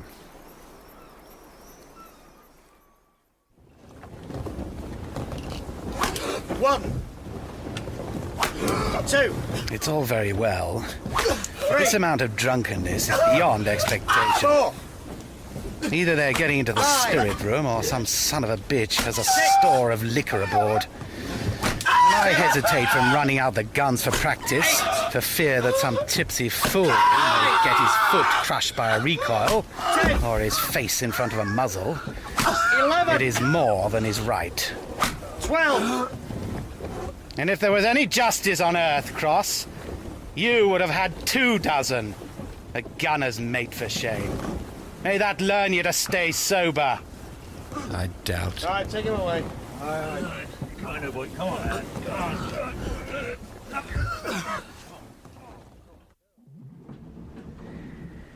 So, you were drunk, were you? I dare say I must have been.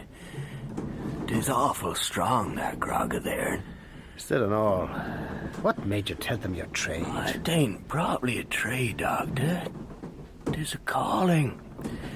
But I never thought they might be so much a dread of it, honest, I didn't. It is their fear that is killing you, Chesley. Do you understand that? Now, I will order you some soup, and you must get it down, now. Thank you, sir, I'm sure.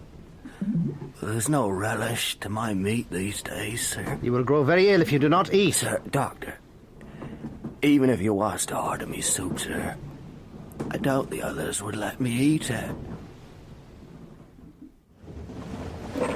Oh, Christ.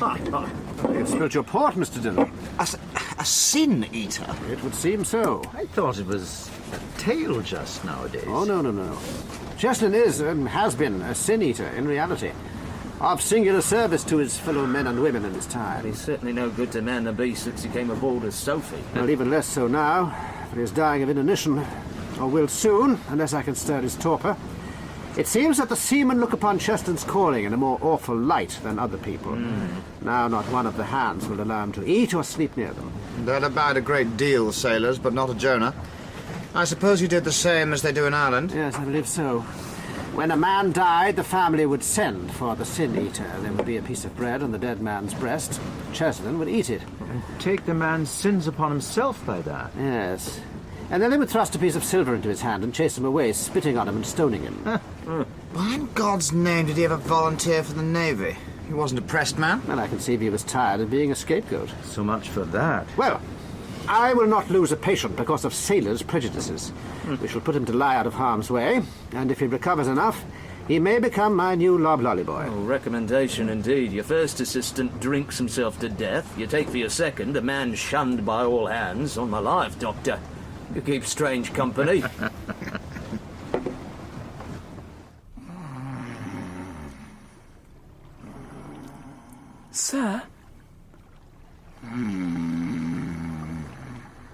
pardon, Captain Aubrey. Oh, hush, sweetheart.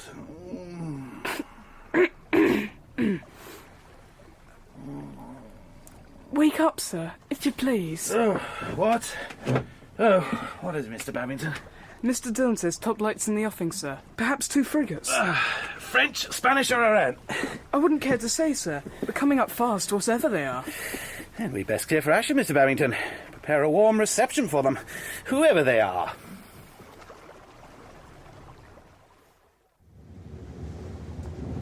By God, Captain Aubrey, you take your time. I beg pardon, sir. However, I'm quite glad of our meeting. We find ourselves overburdened with prisoners here on the San Fiorenzo. I mean to discharge 50 of them into you. I'm sorry, sir. Truly sorry. You are not in a position to be sorry, Captain Aubrey. I'm simply not able to oblige you. You will oblige me, sir, by obeying orders.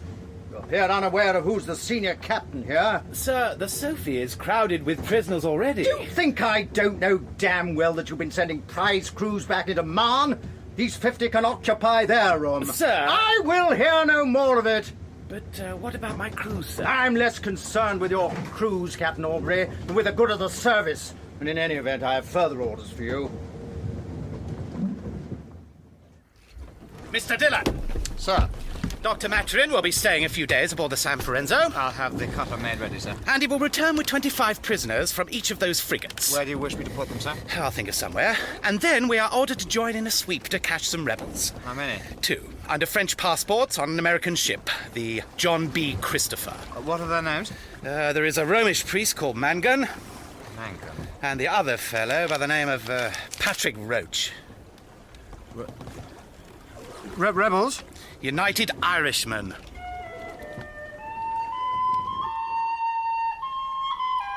Are you straight, James? I am. How straight? As straight as a rush. How will you grow? In truth, in trust, in unity and liberty. What is in your hand? A green bough. Where did it first grow? In America. Where did it bud? In France. Where will you plant it? In the crown of Great Britain. The King, God bless him. The King! Yes, the King, God bless him. Mr. Dillon. What? Forgive me, sir, but is it not your watch tonight? Is it your suggestion, Mr. Marshal, that I should not be drinking? I wouldn't presume.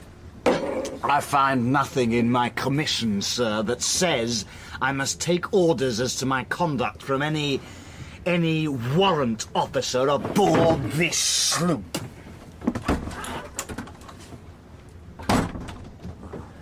It's been a long day.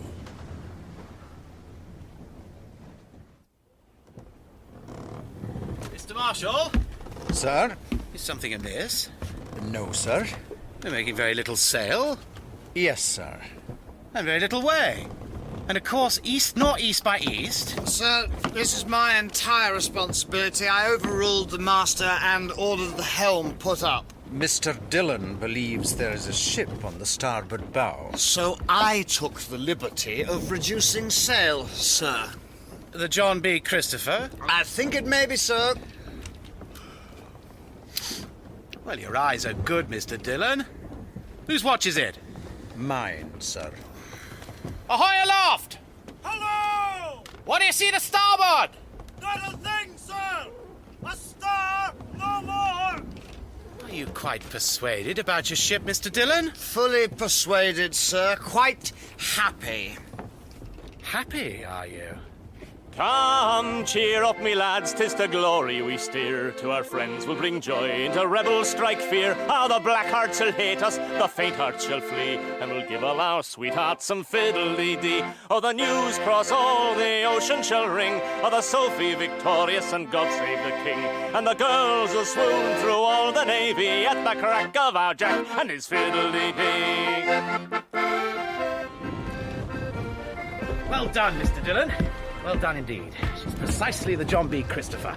Couldn't have fallen in with her better. Yes, sir. You shall go. After all, you discovered her. I should never have believed she might be here. Should you like to see the printed papers again of the men we're sweeping for? Sir. Perhaps Mr. Marshall had better go in your stead. Pass the word there for Mr. Marshall. Yeah, no, sir, no. I beg your pardon, sir. It was momentary. I'm perfectly well. Very well, Mr. Dillon. Perhaps I should beg for those descriptions, sir, and as we pull across, I will refresh my memory.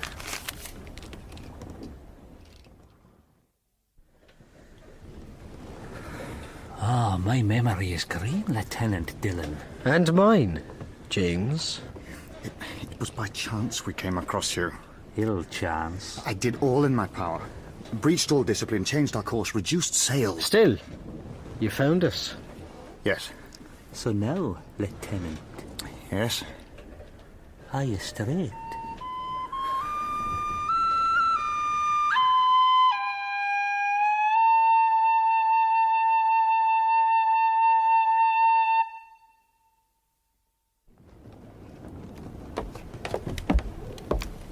All the passports examined, sir. Good, good. And no such passengers aboard as our rebels. So much the better. Godspeed to you, sir! And you, Captain Aubrey!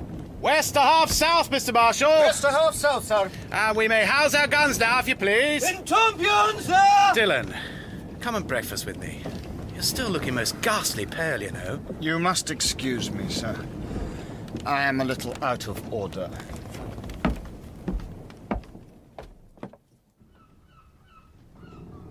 Now, Captain Aubrey, I have to ask you if you have any reason to find fault with any of your officers or ship's company.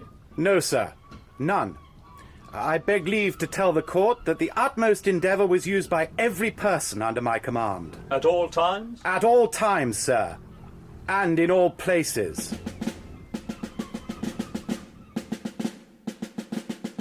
In episode 3 of Master and Commander by Patrick O'Brien, Michael Troughton played Captain Jack Aubrey and Nigel Anthony Dr. Stephen Maturin.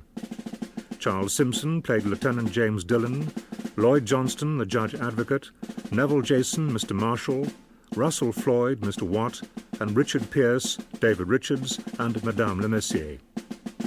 Dominic Letts played Mr. Mowat and Cheslin, David Jarvis, Lord Edward Fitzgerald, Danny Canaber, Mr. Babington, and Peter Whitman, Mr. Ricketts. Master and Commander is dramatised in 6 episodes by Roger Danes, with accordion, pipe and singing performed by Trevor Allen Davis. The director is Adrian Bean.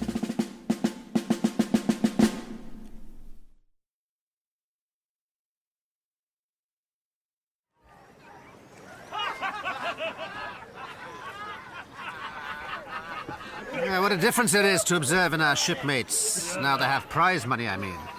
Oh, they're friends to all now. Playing ducks and drakes for the amusement of those local urchins. Curiously, silver the missiles they skim, or... Oh, I see why. Well, you wouldn't expect the boys to die for stones, Doctor, would you? I find it strange to expend so much sweat and blood in order to gain their prizes. Our prizes. And what do they do with their wealth? Disperse it in the most compendious fashion known to man.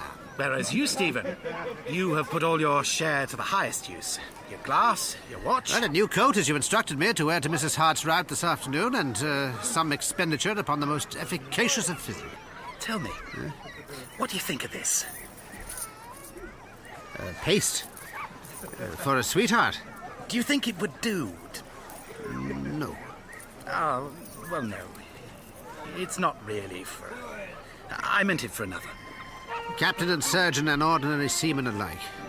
We all use our prize money to buy our friendships.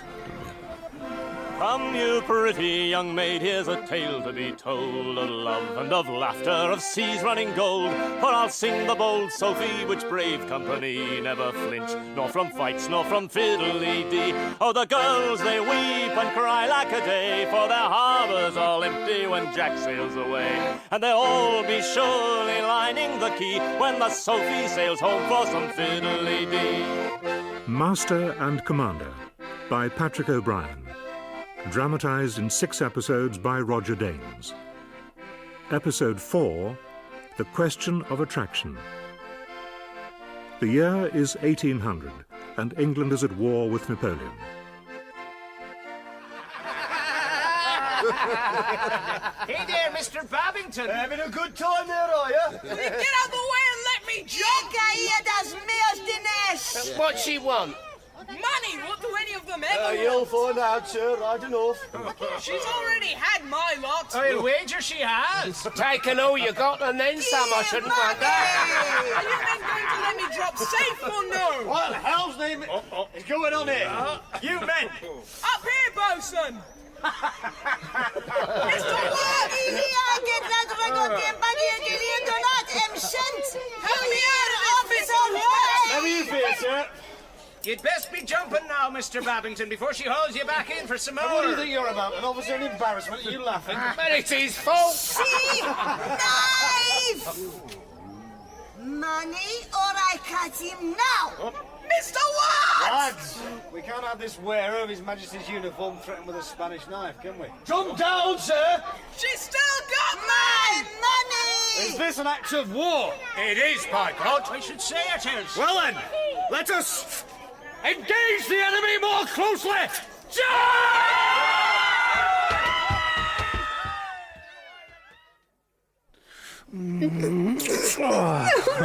Capitano. Then I shall have another copito of aguardiente. No, wait, mercy, querido. I have something for you. Oh, I have seen. I don't wish to lose. No. Look, this is for you. Why? Don't you like it? Why? Oh, do you know how happy you can make me? Felix. Hmm? No, Capitano, you will soon have to cruise your ears and you will forget me, Mercedes. Oh, mercy, querido. I wish you knew half as much about the Spanish sailings as you do about ours. I have a auntie that knows a great deal. Take these. They're for you. Oh, I must not. Oh, it's not a bargain, Mercy. Try them. But you won. What? Your auntie. Capitano! Oh, so many thank yous. Can you show me to your auntie who knows a great deal? She is not pretty.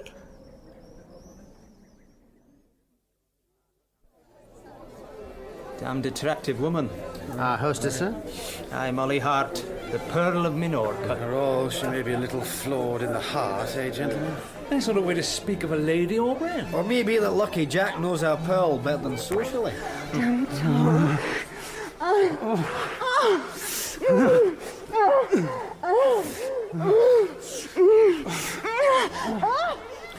I'd be most unlikely to tell, even if it were true. It would surely be most unwise. Oh, aye. Many a promising career's been known to founder on a woman's affection. That's a lee shore, Aubrey. Besides, do I not hear of her casting an eye over that Colonel Pitt? What? A damn lobster. So we've smoked you out, Jack. You can't deny it now. Well, so I won't then. You're as quick to flame as your crew, Aubrey. You mean that business in the town? No. A trollop or two mishandled. That's neither here nor there. Mind you, the Sophies always did used to be a quiet, decent sort of men ashore. And now they have 2 pennies to rub together. And so... Well, the fact is the kick-up bobs are dying, I don't know. Like a set of mad baboons. Oh, I think you malign that worthy primate, sir. Now, the Pongo, I grant you, is a different case. My cousin barge, you know, most savagely, and all upon the absurd pretence of having a physician aboard for ship surgeon. So it's your fault, Doctor. Their 2 pennies have driven them out of their wits, so they have. Are you truly a physician, then, sir? Well, Captain Devon, yes, I am. Then I wonder if I may ask you... By all means, sir. A delicate matter. Difficulty in digesting even the simplest of dishes. It seems to be some form of dyspepsia. Well, that is very possible. But it has baffled the faculty here for years, Doctor, for years. Really? Oh, for years. They despaired of a cure, even. But I feel sure it will yield to your superior powers. And now, I confess to finding some new trouble in evacuation. Pricks a yard long. Oh, dear. goodness. I should be taking my Look daughter out, home Aubrey. directly. Angry top lads to lad. What? Oh, I see him. Come, my You needn't be hurrying for it, ladies. The men won't be allowed off the sloop till the evening gun. It is a very singular, interesting case, is it not? Indeed, Captain Nevin. You must remember to give me the complete exact details at Dr. some Maturin, future... Captain Nevin, my dear sir, I'm sure you will forgive me. Oh, Mrs. Harte, most certainly. Please, Dr. Maturin, please take your friend away. Tell him his ship is on fire. Tell him anything. And I think he's drunk. It doesn't matter. I beg you, get him away. He is going to do himself such damage.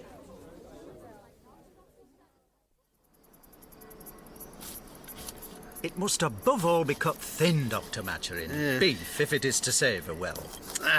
There's no edge to this. Try the cackling. Where have we left it? Oh, indoors, I think. Beside the young lady, I think. Aye, of course. Here it is. Ah, such a blaze.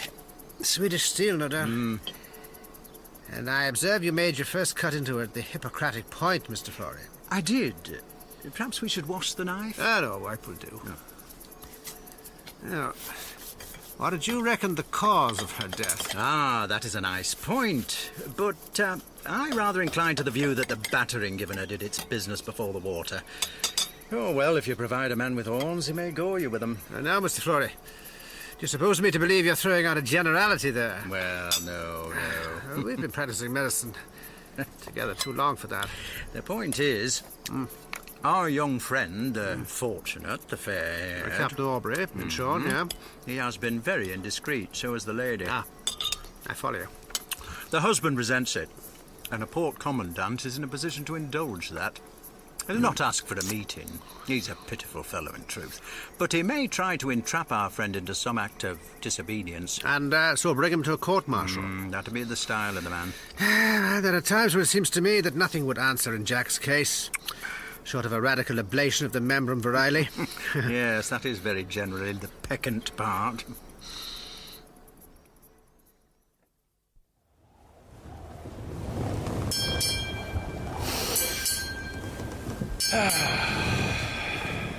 Damn pleasure to be at sea again.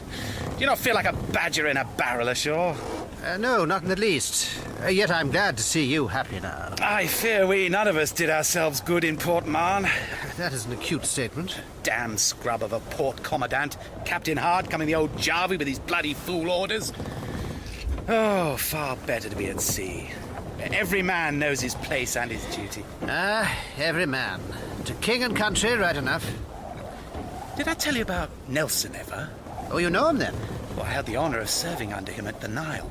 Yeah. Your silver medal? Yes, but I also dined twice in his company. What kind of man is he then? Oh, well, you would take to him directly, I'm sure.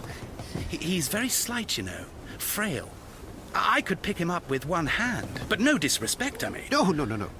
But you know, he is such a very great man.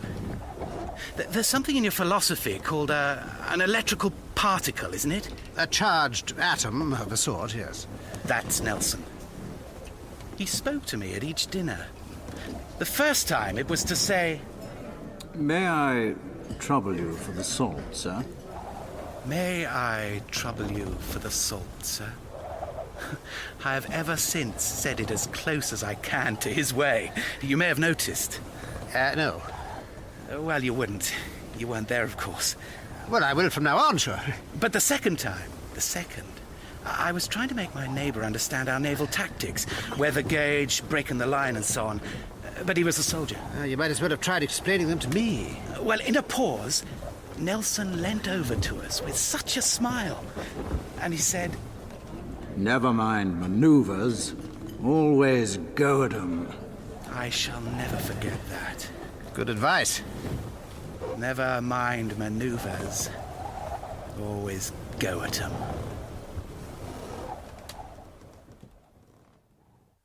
Oh, yes. Ah, that's my beautiful girl, yeah. Now, steady now. Gently. Oh, gently. Oh, that is so good.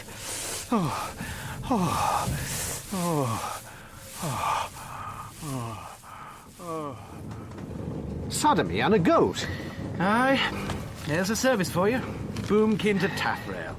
I have to sign away a man's life now, and for what? Oh, it is odd how the law always harps on about sodomy. He'll be hanged, I suppose. Oh, yes. Run up the yard arm and boats attending from every ship in the fleet. Well, that seems a little extreme. Well, that's the Navy. Stock and flute. And we shall have to suffer the court-martial first. The Sophie made a laughing stock. Oh, why will the men report these things? Well, because they've been so often told it's an unnatural crime. A nanny goat, too. I mean, he could have... Wilson always was a contrary bugger. Well, the goat will have to be slaughtered. Well, the animal's blameless, sure. I'll have it killed in order that it may be served up to Wilson's messmates. They informed upon him, so that's but justice. Could you not just save yourself the trouble and embarrassment of a court-martial? No, Doctor. The Articles of War... Well, set them both ashore. Wilson and the goat, on separate parcels of land, if you have strong feelings on the moral issue. What? Well, then you could sail quietly away. Well, perhaps there is something in what you propose. Does it take you, Captain? Doctor? Oh, yeah, I will gladly. You take milk, sir? Goat's milk, is it? I suppose it is, isn't it, Gibbon? Certainly, sir. Well, perhaps then without the milk, if you please.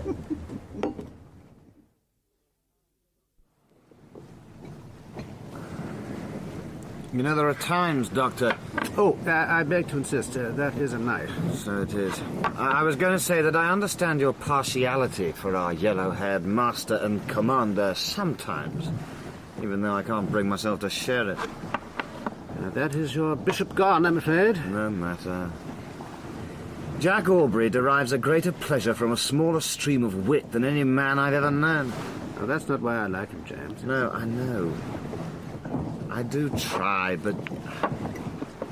I will tell you this much. I think his encouragement of that fellow Marshal is indecent, not to use a grosser word. Do I follow you now? You know that the man is a pederast. Maybe. He is enamoured of Captain Aubrey. Toils like a galley slave, would wholly stone the deck if allowed, anything for a smile from him. True. But you don't believe Jack Aubrey shares the master's tastes? No. But I do think he's aware of them, that he encourages the man. Well, you're mistaken, James. He has no knowledge of it. In some ways, you know, he's not really very sharp. I did once make a circuitous attempt at enlightening him a little. He just looked very knowing at me and said... Don't tell me about rears and vices, Doctor. I've been in the Navy since I was breeched. I know. Then surely he must be wanting a little in penetration. Oh, James... I trust there was no mens rea in that remark. Did you hear? While we were at Marne, there may be some danger of peace. Do not think of it. Well, I hope to God we may see a touch of real action before it's too late. I'm curious to know what you will think of it. You, the professed abominator of violence. But don't I have cause? Don't we both? Most men find the reality of battle entirely unlike what they had expected. Like love in that. Oh? Yes, very disappointing. And yet you cannot wait to be starting again. You find it so? It's your move, you know. I'm perfectly aware of it. Would you not say we had seen any action there? What, our scuffles to this day? I was thinking, Doctor, of something on a rather larger scale.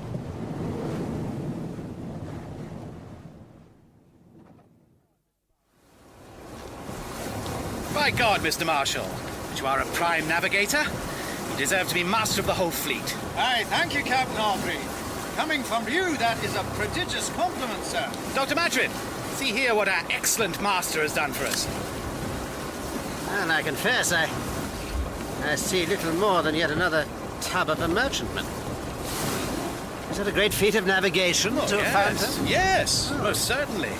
Last night's storm and all. Oh, well, I never will understand, it's true. She's a tartan, Doctor. 4 guns and short-handed. And shall we take her? She has a disagreeably careless air, and neutral, I should guess. Should you now, Mr. Dillon? See how the cook joins in her manoeuvres? Did you hope for something better? No, sir. You shall have your dust up some other day. And when we do, Dr. Maturin, you shall see how it stretches your mind. Your black draughts and bloodletting are nothing to it. Rhubarb and senna. Mr. Marshal! Aye, sir. When the tartan next prepares to tack, we'll heave out staysails and set to guns. Aye, aye, sir. Then Mr. Day may put a shot across her forefoot, and we'll take a look at what she's got. Oh, the enemy cries as we sweep the sea clear, yet the innocent sailors got nothing to fear, but discover some counterfeit neutrality, and will give the bold faker some fiddly-dee. Oh, the guns will blaze and Jack win the day, and the enemy burning for mercy shall pray, and they'll need at least a 73, and they whack Lucky Jack on his fiddly-dee.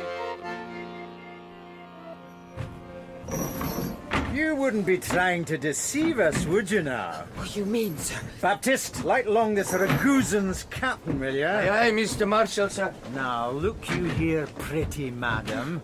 When His Majesty's men of war cross a tartan in the Barcelona way... Ragusa, bound for Ragusa! Oh, aye, as you say. And also that you're in ballast, which we can see is not the truth, is it now? Bound for Ragusa, neutral! I think not. You take prize, a neutral ship. You find trouble, not so. I know! Solo il signore Marshal. Oh, ma cosa fai? Testa di merda! You see, Mr. Marshal, he is no Ragusa. Let's take a look at the ship's papers, shall we, madam? That's not you, Davy! No! Ah! Ah! Ah! Ah! Oh, damned lucky bastards. John Baptist, you reckon? Or that codpiece fellow from the foretop? Not be Mr. Marshal giving it her, will it? Oh, not with old Sodom and Gomorrah so sweet on our Goldilocks. Mr. Marshal! What did you do to that woman? Knocked her down, sir! You knocked her down? Aye, sir! Tartan's no more a Ragusan than I am, sir! Captain talks no Italian at all, says Baptist! Lingua franca only!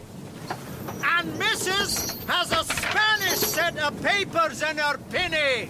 What of the cargo? The hold's crammed full of bales, sir! Consigned to Genoa! Fair price, sir, and no neutral! Very well done, Mr. Marshal! Very well indeed. What an infamously brutal thing to do. Strike a woman. You wait till you're married, Mr. Dillon. Send over the prisoners, if you please, Mr. Marshal! Aye, sir! To think that we have to mess with such a man as would do that. Mr. Dillon, pick some steady hands for the prize crew. Aye, aye, sir. Rain on the way. Oh, gunfire. Mr. Marshal! We shall have to part company presently. It will not worry you, I hope, to look after the woman. I don't mind it, sir. I know you don't, Mr. Marshal. Well, Lieutenant, it seems you may have your dust up today after all.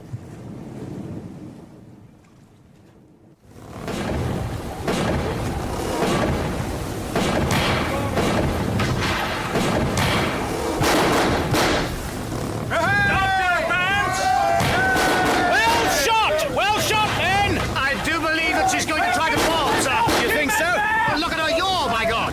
Board us, Mr. Dillon, with her mizzen yet coming down. You have struck her rudder, headman!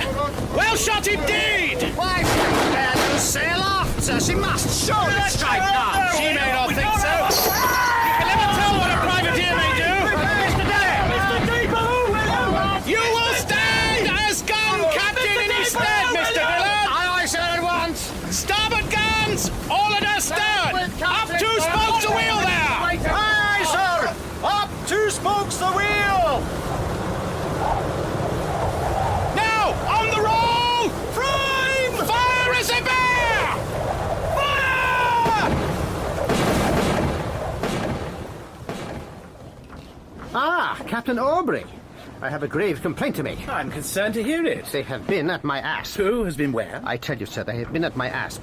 Now, 3 minutes ago, I stepped into my cabin for a book. What did I see? My asp! Drained! Drained, I say! Drained, you say? I brought it aboard preserved in the best double-refined spirits of wine, and now some criminal has taken the jar, drunk up all the alcohol, and left my most perfect specimen of Vipera aspis dry, stranded, parched! Oh, dear. And the bloody man, the more than Hun, the Scottish referee, will not even die for it. No? No.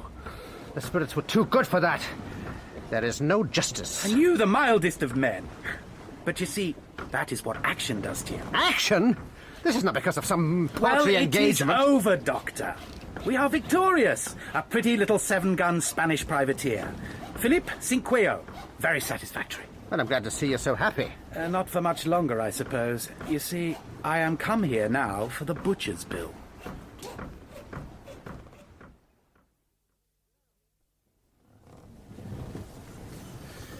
Now, Mr. Day here has a depressed cranial fracture.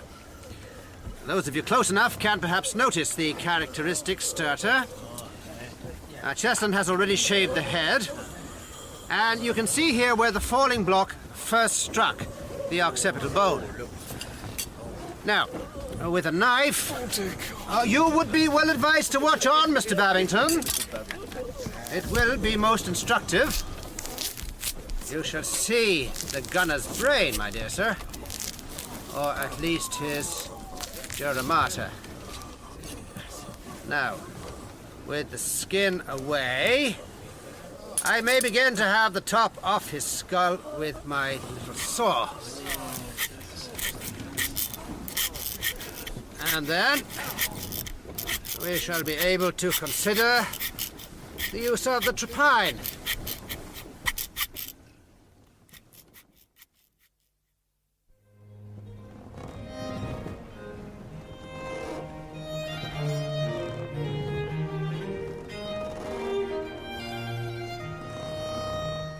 Very sprightly, Doctor. Very agile.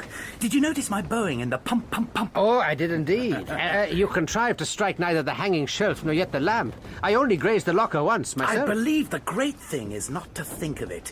Those fellows now, when we engaged the privateer, were running their guns in and out, clapping onto the tackles, sponging, swabbing, ramming. They don't think about it anymore. Quite mechanical. I'm really proud of them. The merest parcel of lubbers to begin with, I do assure you. You've been wonderfully earnest in making them proficient. Well, there was not a moment to be lost. Still in all, do you not find this sense of constant hurry oppressive, jading? No. Dr. Hurry is as much a part of our lives as salt pork. Anything can happen in 5 minutes' time at sea. But in this case of gunnery... Why, a single broadside can bring down a mast and so win a fight. And there's no knowing when we may need to fire it. Oh, you should hear Lord Nelson tell it. You have a great attachment to him, do you not? Ah, by God, yes. Though, nothing in that way, you know. Oh, I know. What is it in the Articles of War? If any person in the fleet shall commit the unnatural and detestable sin... Yes, but I must confess I don't like to see a man hanged for it. I said that to... To whom? Oh, before I first came aboard the Sophie. I'd just received my orders that morning. Paid a visit to the man was lieutenant under Captain Allen. He told me something about Mr. Marshall. Prime navigator. And I dare say, a most excellent man. But... I don't know what you think about this buggery lark, sir, but I say it's unnatural. Well, there is something in that, Mr. Voldick, as an opinion. Oh, yes? No, it's not in my line. The ship's boys, I suppose. No, I don't say he does anything. Not now. And then he said he didn't like to speak ill of a man behind his back. But for the good of the service... Oh, right enough. How many slanders have been accepted? How many blackmails prosecuted for that great good? You've not noticed... Oh, I see no danger to Mr. Marshall. On my honour. Though I have noticed he skips like a young colt at a word of praise from your lips, Captain. Oh, no. No! Oh, no. No! My dear Jack. Oh, bad news? My father. Oh, the General is ill? Brain sick. I'm sorry to hear that. Look. Remarriage, my boy. It carries with it the most enormous of advantages. The great conveniency of a woman to supervise the housekeeping, the desirability of the marriage state from all points of view. From all points of view, you mark. Particularly from that of society. Ah, a stepmother for you. Stepmother younger than myself. Oh, dear. Give it here. The difference between not quite 64 and 20-odd is of very little consequence. Oh, damn it, he's so ancient. And then am I to lose my place as his son? Oh, you mean another child to him? Well, do you think as a physician, I mean, is the thing possible? Well, it's not inconceivable. My dear Jack, how glad I am to see you. Molly. Take care. What? The servants. Well, you can come out from behind the table, notwithstanding. Does it look well for dinner? Well, I suppose so, yes. Colonel Pitt will be here. Pitt? I rode out with him this morning. Did you? Don't know how you manage it in this heat. That's exactly what my husband always says. Oh? Will your friend Dr. Maturin be coming to dinner? I believe so. I left him observing some, the amorous behaviour of some praying mantises. Oh? Yes, it seems that the female devours the male. After or instead of?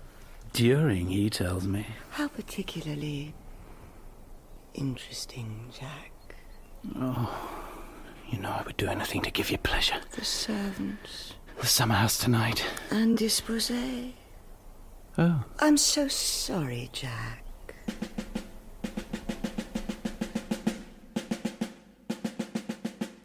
In episode 4 of Master and Commander by Patrick O'Brien, Michael Troughton played Captain Jack Aubrey and Nigel Anthony Dr. Stephen Maturin.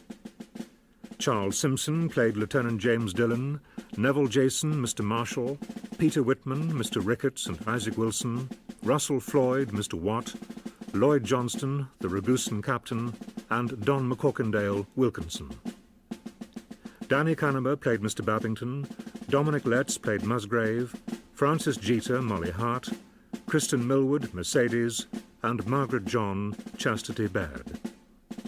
Master and Commander is dramatised in 6 episodes by Roger Danes, with accordion, pipe and singing performed by Trevor Allen Davis. The director is Adrian Bean.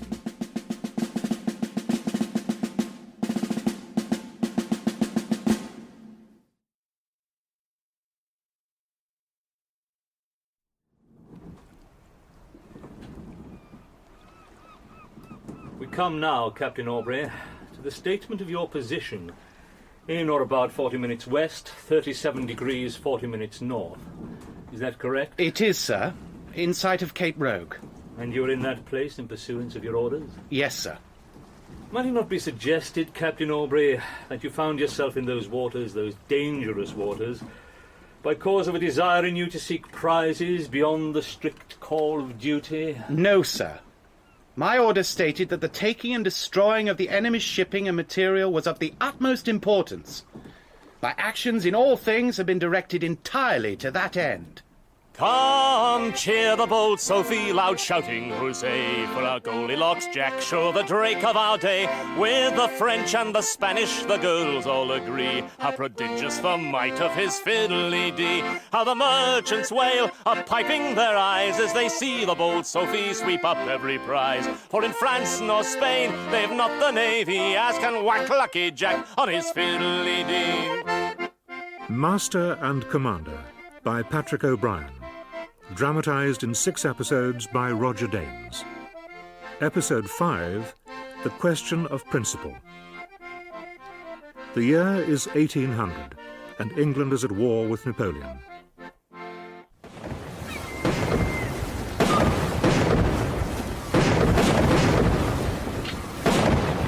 For the love of heaven! Is this a battle? Stop your men!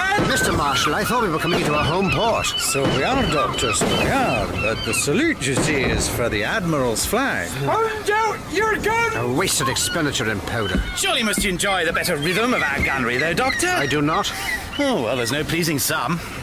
Very well done, Mr. Day. Very well indeed. Thank you, sir! I was not the one he sought to please, sir, by his ridiculous ceremonial. He hopes only to ingratiate himself with the proprietor of that flagship. Well, and so he must, for on the Admiral rest all Captain Aubrey's hopes of promotion.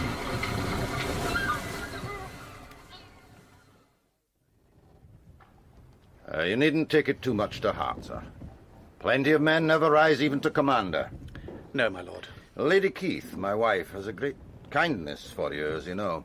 I value her friendship the highest, my lord. As for myself, Captain Aubrey, I should be grieved to see you harm your own prospects. Thank you, my lord. So, will you allow me to speak to you very frankly? Certainly, my lord. I should think my judgment very poor, were I to entrust a line of battleship to a man with your record. Captain, liable to take it into his head to fight a fleet action according to his own notions of strategy. You have received an official reprimand for petulance, for neglect of orders on several occasions. You have acquired a reputation for undue independence, for temerity. In my own defense, even my lord. for insubordination, sir. I beg pardon, my lord. Yet you do possess one prime quality. None of my other cruisers has played such havoc with the enemy's trade. None has taken half as many prizes. You are lucky, Captain Aubrey.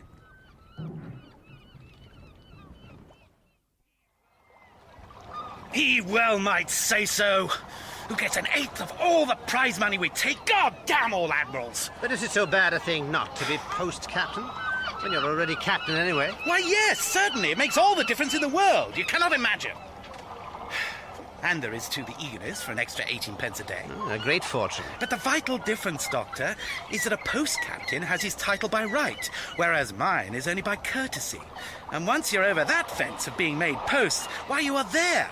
All you have to do from then onwards is to remain alive, and in time, Admiral. Which is the summit of human felicity? Of course it is. And nothing but seniority to take you there. Not interest, not selection, not merit.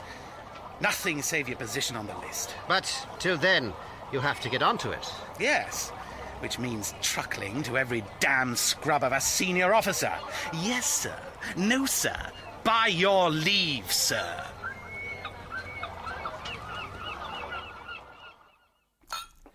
Your most humble servant, Captain Harte, sir.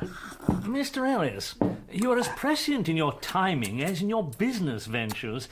You could hardly have chosen a better moment to send your boy to sea. We shall make him a good officer. My wife and I, Captain Harte, prefer to offer our Henry to a little boat. Better than a ship of the line. Oh, why is that, sir?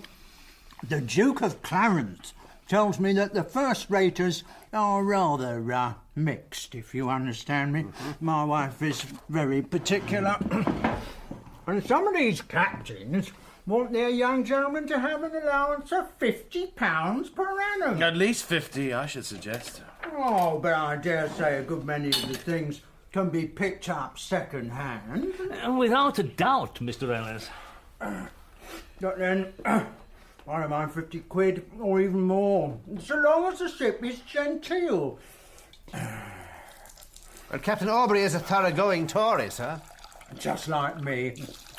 And your lieutenant, Mr. Dillon, is Lord Kenmare's nephew, I collect. Oh, quite a gentleman, sir. Dr. Maturin, too, is a physician. The only one in the fleet to act as ship surgeon. And on land, you know, Mr. Ellis, a physician's worth a guinea a visit. Indeed. That's better. It is well known that only gentlemen are fit to be officers. God has ordained it so, and is his wisdom seen to it that the lower orders should love him for it. Gentlemen, a toast to discipline. To discipline.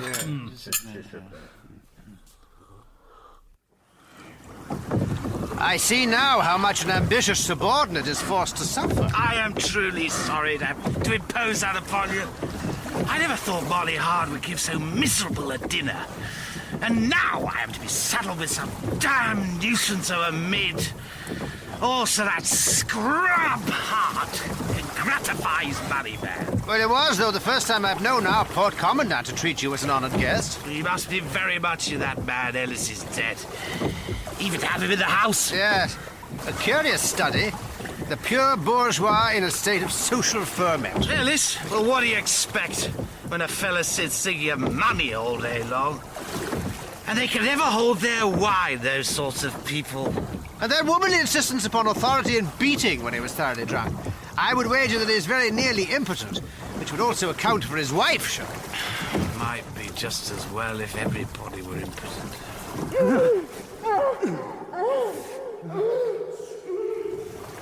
Do you think so? I tell you, universal impotence. Save a world of trouble.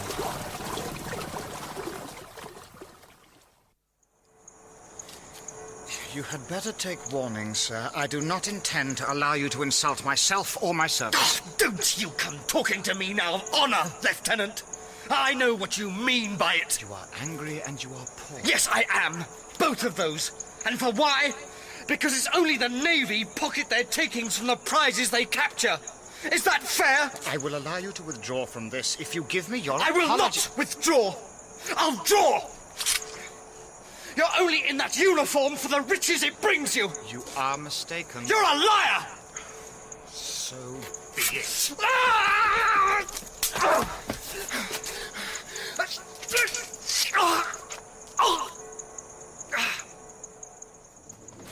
He came straight onto my sword's point. Poor, stupid, clumsy soldier. Well, were you angry with him? No, it was an ignorant quarrel. He felt that prize money was all our reason for serving at sea, and I had drunk. And I knew I'd not been altogether fair to Captain Aubrey on that very matter. Well, it is true he does love a prize, but the taking of them is not his prime concern, really. Just so. In passing, though, I may say not every man would know it. The hands in particular, and you know, Doctor, if they're not kept in check by these steady officers, I think we shall have trouble from them over it. Prize money is heady stuff and no great step to breaking bulk and plunder. There's been some of that already, and mutiny is not a terrible long way further. You do not believe that. Mutinies always break out in ships where the discipline is too lax or too severe. Spithead and the Nore. Fear and greed. You suggest we see too much of the former, too little of the latter? Well, it surprises me, James. No. There is a thing which is commonly called discipline. But that is quite strict with us. What I mean by it is something different. The chain of obedience, if you like. A commander is obeyed by his officers because he is himself obeying. I see. Then you'll see, too, that if a commander doesn't obey... Captain Aubrey? Yes. For instance, those 50 prisoners foisted upon us from the San Fiorenzo. Yes, it was a monstrous abuse. Yet it was an order, but he didn't want them. So we put them ashore on the nearest island. But he didn't have to answer for it, James. But he is lucky. And any admiral will waive principle to look kindly upon a man who brings him prizes. Harsh. But then you're a rich man. Oh, that's not germane. Well, a rich man may afford to look for honour. Tell me, Stephen, do you really think honour is a luxury?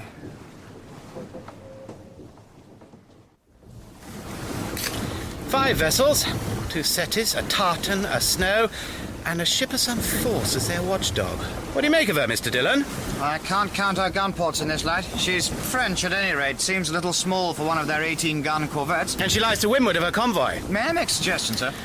So long as we don't hold a council of war, they never decide anything. I see. Perhaps you would like me to beat to court. You see that slovenly little snow between us and the ship? You and our boarding party might take her before she's aware, while she marks us from her escort. But you mean to attack the ship, don't you, sir? I shall have no choice. But surprise will be everything.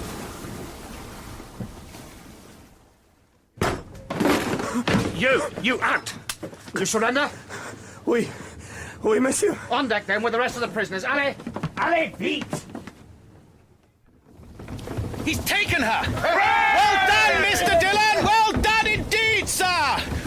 Put up those hammocks now, Mr. Watt. And break out our colours. There. Quickly, damn you! Mr. Marshall! Aye, Captain, sir. As soon as Mr. Dillon has that snow paid off, clear through the gap by a starboard bow. Aye, sir. But this Frenchman is no fool, privateer or regular navy. Yet too late, my friend, to reverse your maneuver now, I think. Mr. Day! A shot across that setty's bow there! Give Mr. Dillon a chance to take her as well! Aye, aye, sir! Range up on the settee, Mr. Rickard! Aye, aye, sir! 250 yards, Mr. Marshall! Aye, sir! Fire! Dear God! What an awakening. Oh. What hour is it? Did they beat to quarters and I not hear them? And I who thought I was becoming quite the naval animal, so I did. What is it? Quarters, sir. Quarters, if you please. Then have I missed the drum? What? No, sir. Surprise action! Effectually so in my case. But how does it go? Shall we win the day? We lose the wind! Mr. Marshall! Hands to the braces! Keep us alongside her and keep firing! Why, Elisa, the setting has struck her colours. Thank you, Mr. Ricketts. Let's hope Mr. Dillon's boarding party may pick her up before she changes her mind. Go aloft now and be ready with the royals. Aye, aye, sir. Her stern and quarters suffered some. And we have the measure of her for gunnery, though hers are 8-pounders to our 4. How typical of the French always to be firing high. Sir, is she not beginning to draw ahead of us? So she is. The royals, Mr. Marshall, directly. Aye, sir. We must not let her outrun us.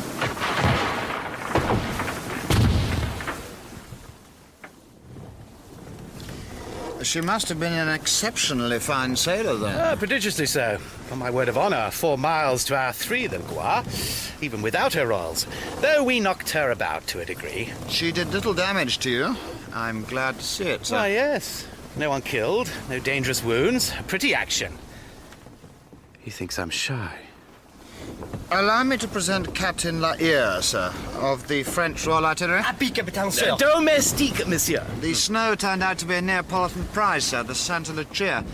Captain Laire was good enough to take command of the French Royalist passengers and her Italian seamen. And they kept the privateersmen under control while we pulled across to take the settee, the Pardal. Very well done indeed, Mr. Dillon. Last I saw her, she'd struck. But did she then try to run? Oh, she tried, sir. Yes. Then I am mightily obliged to you, Captain Laire. Huh? Obligé, monsieur? Oh, de rien, mon capitaine. Je vous assure. What are the other 2 merchantmen, Mr. Dillon? I regret to say they were far too far downwind by the time we'd secured the Pardal. Oh, that's a shame. We shall be able to complete our commercial endeavour, sir. They ran down the coast. By now they'll be lying under the guns of the battery at Almorara. Good. We shall have to look into that bay, then. Many prisoners? A score, just. The Snow's people are all allies, of course. When did the Gloire take them? 8 days ago, sir. Really? Yes, sir. She is a fair prize. Cape Ifac and Cape Almorara. And the village there, where lie our other 2 merchantmen. From what the Spanish prisoners have been saying, again at the settee, the Zalak has a cargo of quicksilver hidden in sacks of flour. Well, then we must handle her with great care, eh? Of course. What? With great care, sir. He thinks I'm shy. That I left off chasing the Gloire because I chose not to get hurt and came hurrying back in search of a prize. Thus, right across. Doctor, this raised part to the end of the jetty, 10 feet high, do you know? Oh, well, it's 8 or 9 years since I was last in Almorara, but the chapel on it withstands the tall winter storm waves. Then it would certainly protect our hull from their fire. Aye, the Sophie will be tolerably safe there, sir, anchored so with a spring on her cable. As heavy a fire as you can then, Mr. Dillon, playing on the mole there and over the tower, while we run in as fast as ever we can to take the battery from behind. Yes, sir. Yes, sir, me, sir. I am going ashore. Shall we say 10 minutes to run from our landing place to the tower? Allow 20 minutes, if you please. You portly men of a sanguine complexion often die suddenly from unexpected exertion. I do wish you would not say things like that, Doctor. Well, it is the heat. Brings on congestion, apoplexy. Besides, I am not portly. Oh, you can't think so, Doctor. The captain has an uncommon genteel figure.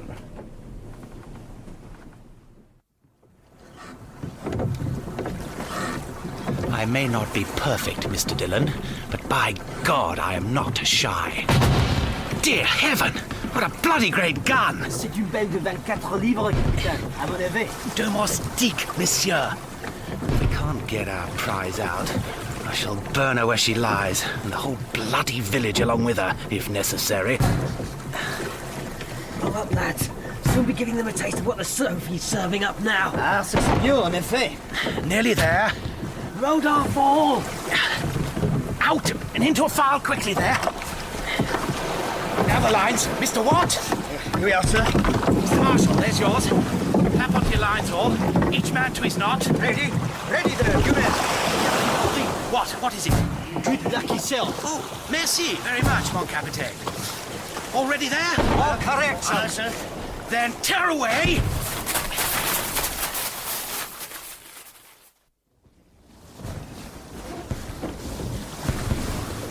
Splendid fireworks, Mr. Dave. Aye, sir. This is what I call a nice, well-matched, bare-knuckle battle. Fire! The Spaniards are busy in their fort. Must be near time for their surprise. Stop, you man! Please, God, let the rocket come soon.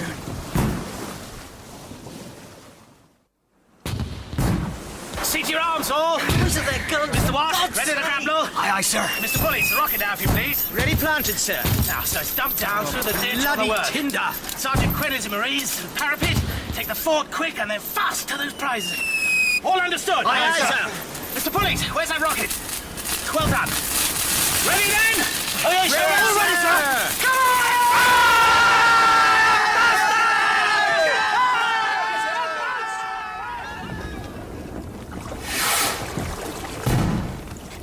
There it is, Mr. Dave. Sir, shift your fire, lads. Oh, Play don't on I the wish I captain was now. with them. Lucky bloody rickets. So little we can do. I'm gentlemen! Take the fort, On the jetty, lads. I should hasten, Mr. Babington, that we'll know when the guns are silent. Prime!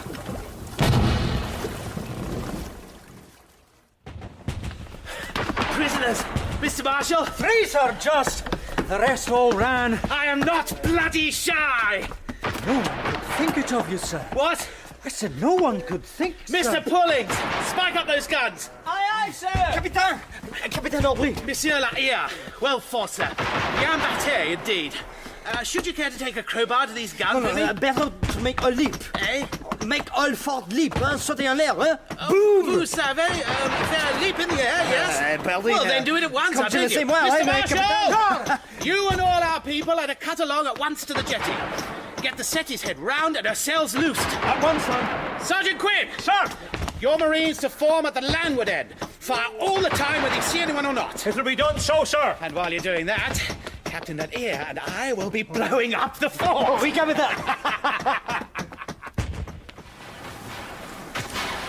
It could almost be daylight. 3 tartans afire. Fine blaze. Look up, man! And you can see our men quite clear on the deck of that merchantman, ready to bring her out. Yes, a very neat action.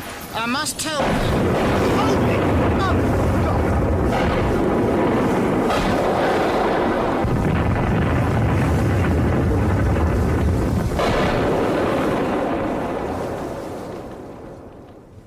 Never trust an artillery officer. Look at Bonaparte. Sadly out, I'm afraid, Lahire's calculations. Well, how could he have guessed at a second magazine?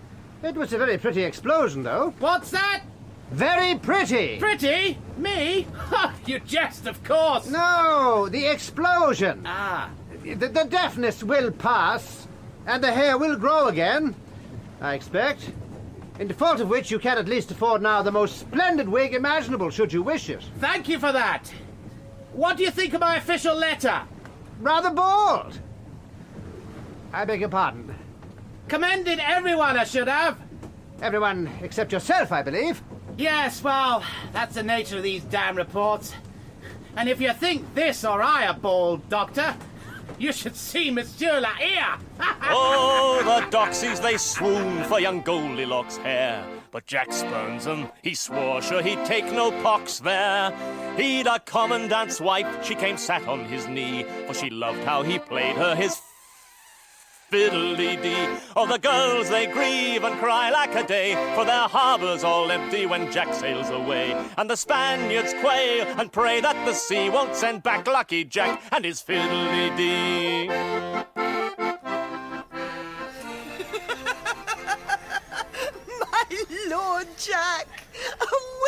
It is only for the moment.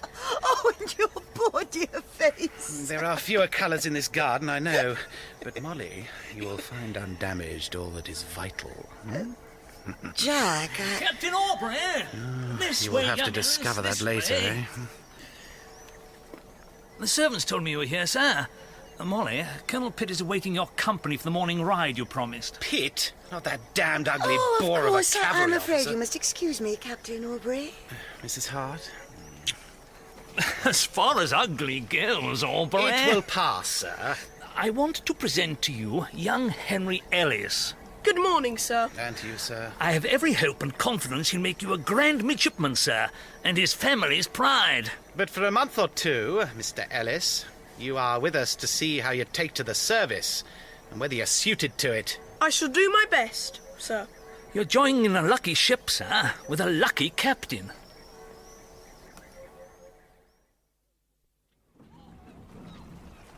You'll lose a Sophie, that's what. And more, you'll either get us all knocked on the head or taken prisoner. Oh, you have to have an eye for the main chance, Mr. Ricketts. And Captain Aubrey certainly has that. The main chance. I've no wish to drag out my days in a French or Spanish prison, Mr. Watt. That's why you're writing to transfer, then, is it? I don't want my Charlie knocked on the head either. Come now. A naval officer has to run risks. Well, I'm not unwilling for him to run them. But the ordinary risks of the profession, not these capers.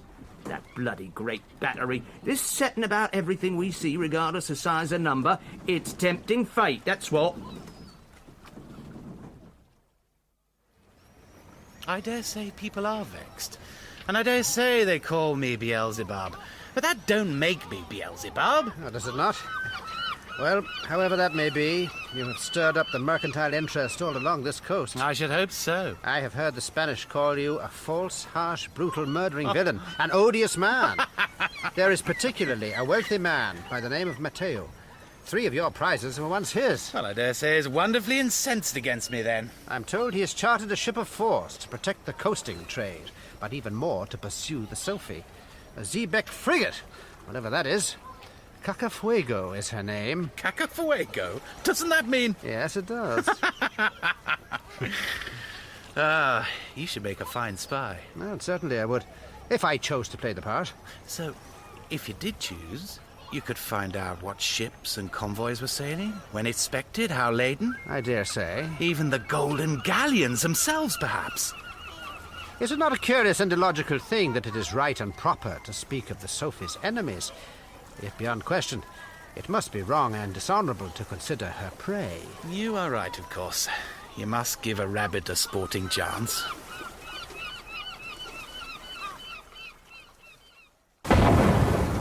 She's a man of war. A frigate, is that?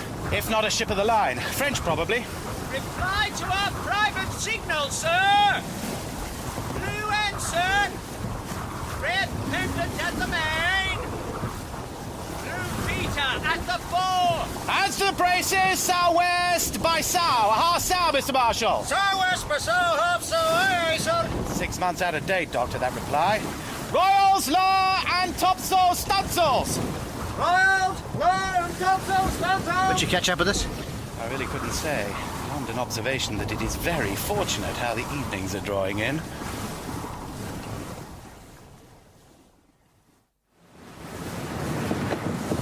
On deck, Rob! She's a heavy frigate, sure enough! Mr. Dillon, sir. What is it, Mr. Babington? Musgrave here thinks she may be the Dédaigneuse. Well, how would you know? What, Cap? I was here prisoner aboard of us, sir. A matter of 3 weeks and more took out of a collier. Look again with my glass, then. Yes, it's a fine glass, sir. Yeah, she's a Dédaigneuse, all right. What does she carry? Give Mr. Dillon back his glass, Musgrave. Begging pardon, sir. Well, she carries 26 18-pounders on the main deck, sir. 18 long 8s on the quarter deck and forecastle and a brass long 18 long 8s on the quarter deck and forecastle, and a brass long 12 for a bow chaser. Thank you, Mr. Dillon. You never answer my question, but you might catch us. We'll need to sail nearly 2 knots faster than the Sophie to do it by nightfall. And the Dédaigneuse, Doctor, is no very famous sailor. Then we may hope to slip away in the night. Well, I once took part in a 32-hour chase, so it's not sure. Oh, dear. I was on the West Indian station. covered more than 200 miles of sea, so you can see that in a case like this, Doctor, every fraction of a knot may count. Man overboard! Who is it? It's Alice overboard, sir! Alice! Alice, catch this! Alice? What, young Alice? Alice, catch it! Oh, you poor fool! Captain Aubrey! Come away, Doctor, if you No, please. Captain Aubrey, let go of my arm, Mr. Dillon! You must not interfere. It's his decision alone. But the drowning boy is in his charge. And so are the 80 men aboard this sloop. Make the calculation for yourself. That one drowning midshipman is Mrs. Harte's own protege, a sort of a guest, as I was on our first voyage together. Would he have left me in the water, I wonder? Look there. We're making 7 knots, dead and yours 8. 10 minutes would lose a mile and more. Still and all.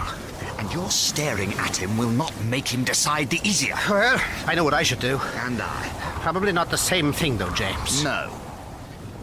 Jolly boat away! Stand by, fore aft, ready to bring her into the wind! Stand by there! You see, Mr. Dillon? Captain is more of your mind than mine. As in so Ready, much. sir! Mr. Marshall, bring it to! Aye, aye, sir. But I hope our fate may not prove to be like Ellis's. What, saved? No, dead.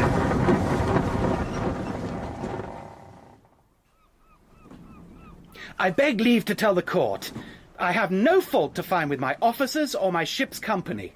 The utmost endeavour was used by every person aboard the Sophie. At all times, Captain Aubrey. At all times, sir, and in all places. Officers and ship's company, have any of you reason to find fault with the conduct of your captain, John Aubrey, in this matter of the surrender and loss of His Majesty's late sloop, the Sophie?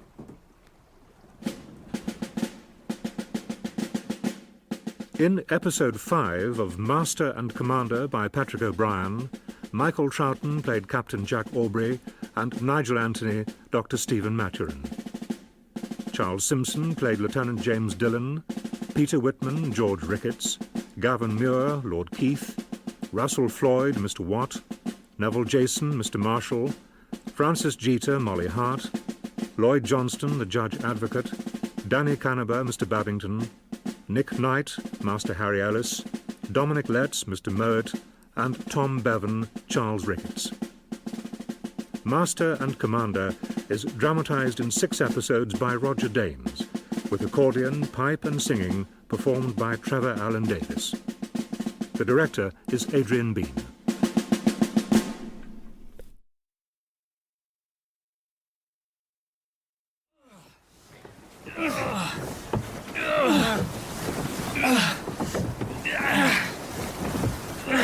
Put your damn backs into it, Can will you you? see him?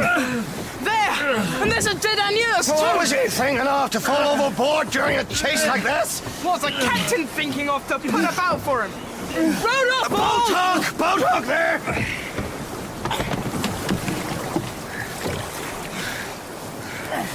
Face down! Oh, but Jesus, hurry up, Mr. Mowat! Come on! We've wasted our time! Get on 10 board, minutes and very a good. mile or more! And a 45 frigate bearing up at 8 knots! We may well have lost us! Perhaps you could help to bring him in, Mr. Babington! Get over there! Hurry up, for the love of Jesus! About all! And back to Sophie for dear life! Come, my pretty young maid, to your charms I'll give tongue. For my tale of bold Sophie's a song nearly sung, when outgunned and outsailed, but the bravest should flee. Strike my colours, cries Jack, kiss my fiddle-dee-dee. Now the French, they cheer and cry, well a day, for their ships all afire, they make Goldilocks pay. And the girls, they weep for fear lest the sea don't bring back Lucky Jack and his fiddle-dee-dee. Master and Commander by Patrick O'Brien. Dramatised in 6 episodes by Roger Danes. Episode 6, The Question of Dishonour. The year is 1800, and England is at war with Napoleon.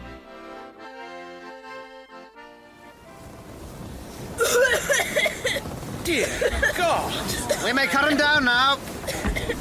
To bring a man back from the sea, from drown, he was dead! Well, I wanted to try what I'd read for this, and I should have hated for your very humane decision to have been in vain, to turn back for him at the peril of your ship. I'm at a loss to know, Doctor, what we would do without you.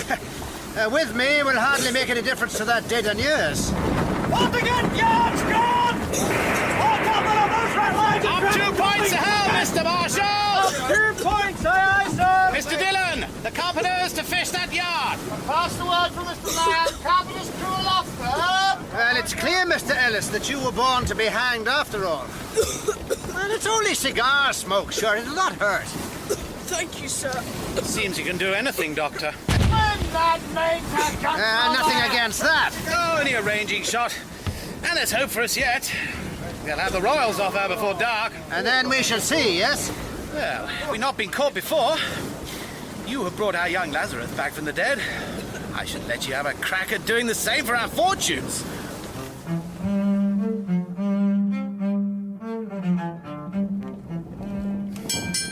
And still she comes on. Thank God it will be dark soon. Too much sail on her aloft. And too much aft. But all her gear seems to be made of steel. And her broadside will throw 300 pounds to our 28. Is this the honourable match you would have wished upon us, Mr. Dillon? Perhaps I'm no great judge, sir, of what is honourable. I, who am a mere fighting man. Well, you may have cause to use that quality, sir. Another day. I should be delighted, sir. When you will. Now, I should be obliged if you would see to sending up those extra preventive backstays. Thank you, sir. If you please, sir. Mr. Mowat. 7 knots, 4 fathoms, sir. Perhaps you would be so kind as to tell me over one of your verses. I don't have any, sir. It will go well with Dr. Maturin's playing, I'm sure. I am very fond of poetry, Mr. Mowat. Well, sir. Occasional piece. Oh, were it mine with sacred marrow's art to wake to sympathy the feeling heart, then might I, with unrivaled strains, deplore the impervious horrors of a lured shore.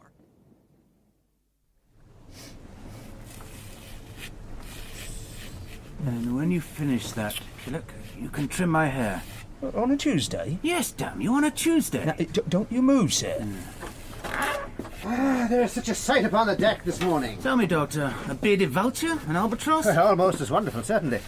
The cutter's crew, shaved, trimmed, straw hats, Guernsey frocks, ribbons of all things. They are taking me into Fidatella. Well, it must be that something or someone very special is awaiting you. Oh, I understand. I missed Molly Harte in Minorca that last time. She has come here to stay with her friend, Lady Warren. A long-standing engagement. It matters to you. Yes. You may leave that, Killick. Aye, sir. And your best uniform. Oh, very fine. Best sword and gold-laced hat. You have missed her. I didn't realize how much. But when we at last found we'd succeeded in our trick, had really lost that dédaneuse, I worked that afternoon, and my first thought was Molly. My first, Stephen. Not success, not the Sophie. Molly. Jack? Yes?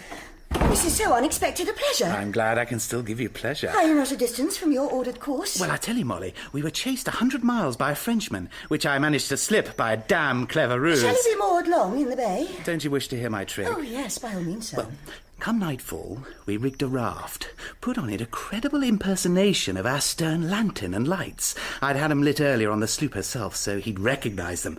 Then we let the raft slip from our stern and put on all the sail we possessed. We were well away by the time the dédaneuse let our raft have her full broadside.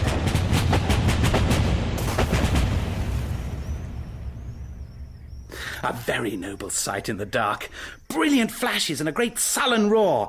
And come the morning, we were all alone on the sea again. And close, by coincidence, to here. I hope you don't doubt me, Molly. Jack, I hope you will not be peeved when I tell you that you sound like my husband. What? Molly! What the hell is that? Molly? I wouldn't for the world hurt you, Jack, but you come It's Pitt, am I right? Colonel Bloody Pitt. I'll find you, you tease! Molly! I understand perfectly. Jack! You are right, madam. Perhaps I am become too much like your husband.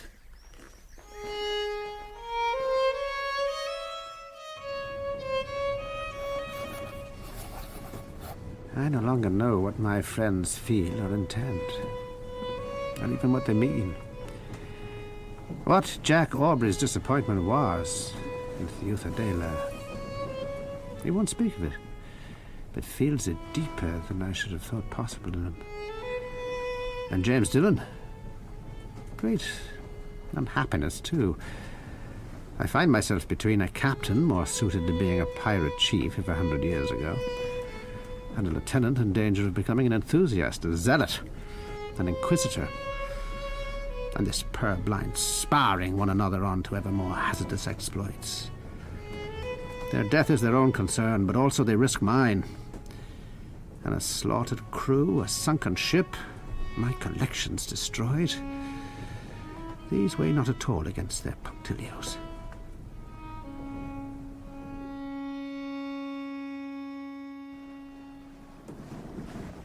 I played that very badly. Well, your heart was not in it. It's been a tiring day. Yes, and long. Do you remember that fellow named Pitt? Met him at Marne. Yes, I do. A soldier. Would you call him good-looking? No. Oh, no. I'm happy to hear you say so. I have a great regard for your opinion. Tell me, have you noticed how things return to your mind when you're hipped? Like old wounds breaking out when you come down with scurvy? Is that the way of it? It's not that I've ever forgotten what Dillon said. Perhaps I am no great judge, sir, of what is honourable. I, who am a mere fighting man. Well, you may have cause to use that quality, sir. Another day. I should be delighted, sir. When you will. Has it been rankling, then? Oh, you know, I've been turning it over in my heart this last day or so. I find that I must ask him for an explanation. Satisfaction, as you term it. I should have done so before, but as soon as we next go into port, unless the coming few days make the thing unnecessary. You would hate to do it, would you not? I shall, yes. But you understand, it's a point of honour. Here. I will pour us some wine. It will help. And perhaps tomorrow you should be let blood.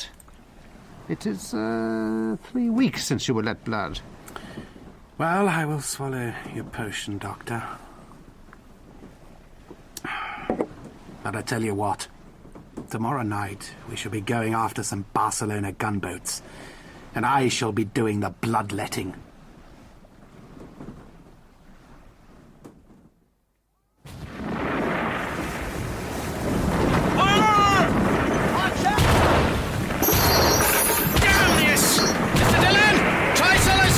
We'll make a dash for the furthest gunboat out! Mr. Ellis, fire the light! Mr. Marshall, steer for that one that just fired! I will have their blood! And don't they just wish they may relish it!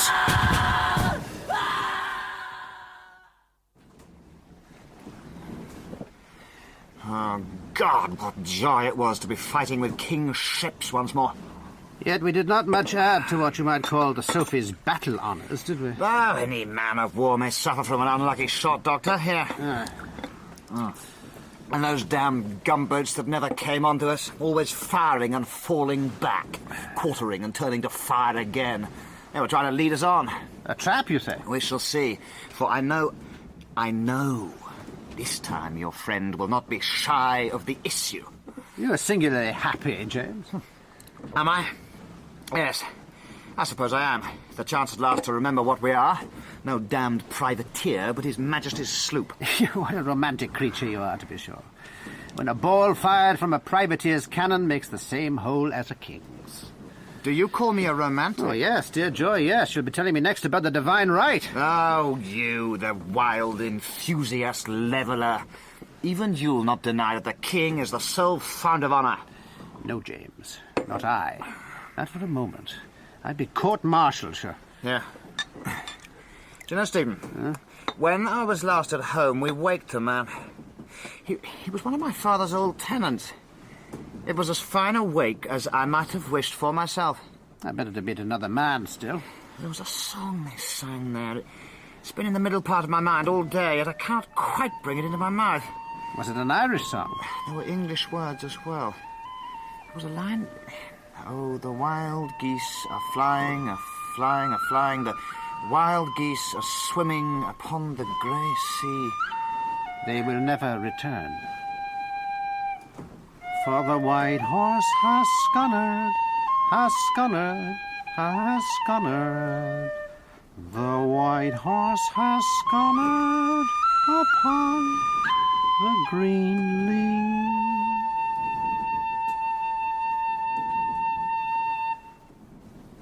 That's it. That is it.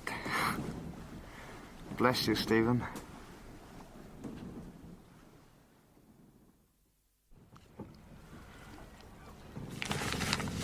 Is it possible?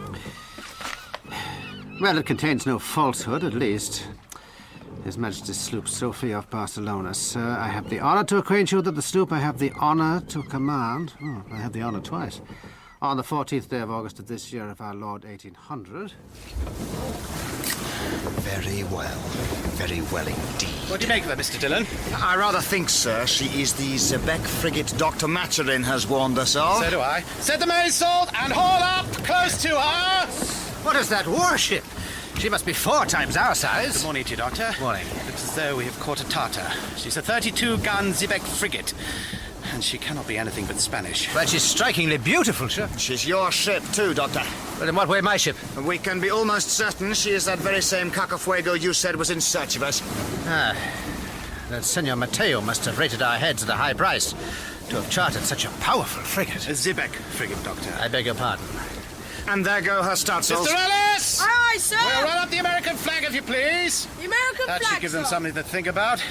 Note down the time, Mr. Richards. American The gun's double-shotted, Mr. Dillon. Treble, sir. Very good. Are we not soon to come into very real danger of receiving a full raking broadside from her? Lying as she does, I mean. There is, Doctor, you will find out a wonderfully pleasant thing about fighting with Spaniards. It is not that they're shy, for they are not, but they are never ready.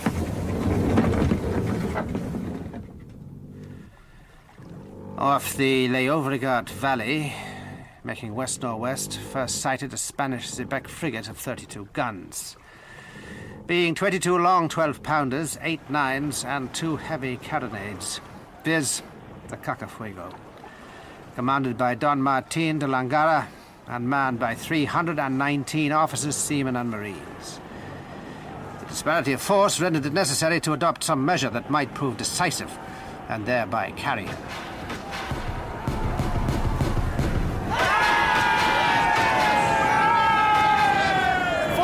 The guns! Not a shot till we touch her! They cannot fire low enough! We'll put the Sophie right hard up against her mansions, and she'll still fire 3 feet above our heads. We will have them, sir, at 6-inch range, dear God, the slaughter! Ready, Mr. Marshal? Ready, aye, sir! Hard over!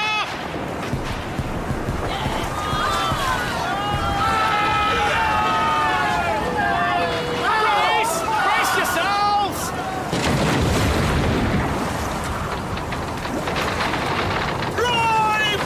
Ready the booms, Mr. Watt! Ready, sir!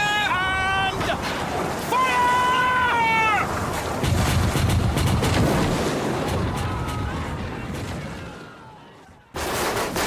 We shall be mere hull presently. Unbelievable that no mast or yard has been struck down yet, sir. It cannot last. Mr. Ellis! At your orders, sir! Cut along to the galley. Get the cook to put all his dirty pots and coppers upside down. Mr. Dillon, I will speak to the starboard watch. Back topsails! Starboard watch, leave back topsails! Men! Now is the time! Now or never! We must board her while she's staggering! Now or no quarter! 5 minutes, Hartes, and she's ours! Axes and broadswords away! Starboarders, go black your faces in the galley and then forward with Mr. Dillon!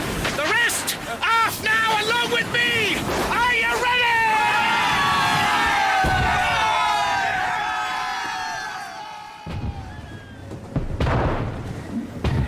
You mean to board her? I mean to take her, Doctor, and for that I need your assistant, Cheslin. Every man, jack, and ship's boy. And will you come too? No, I will not. But I will steer if you choose. Do that, yes, thank you. But do come on!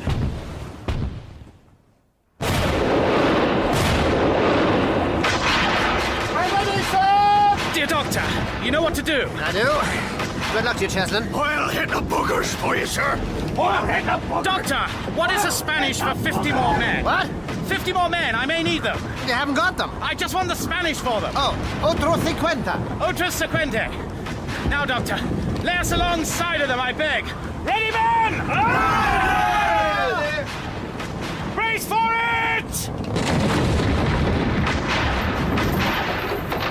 Come on!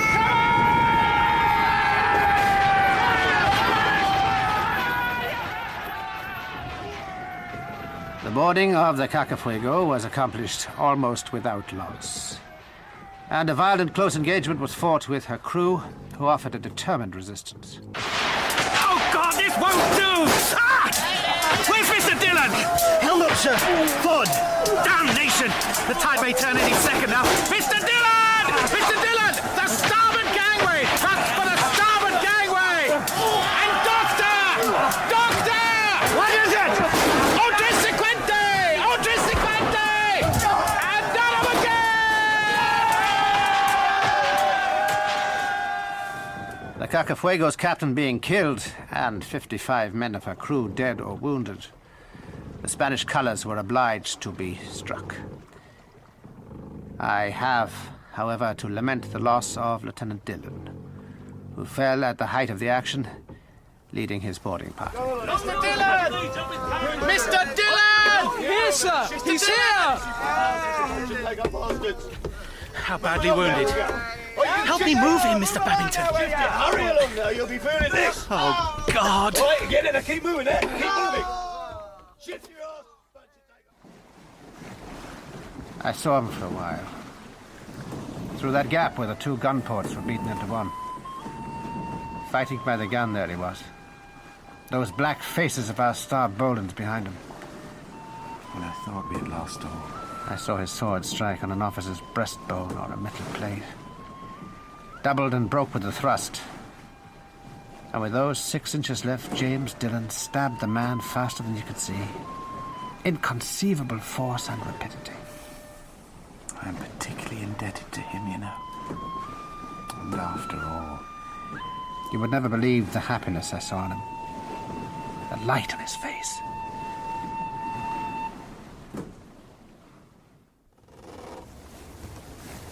We therefore commit their bodies to the deep, to be turned into corruption, looking for the resurrection of the body when the sea shall give up her dead.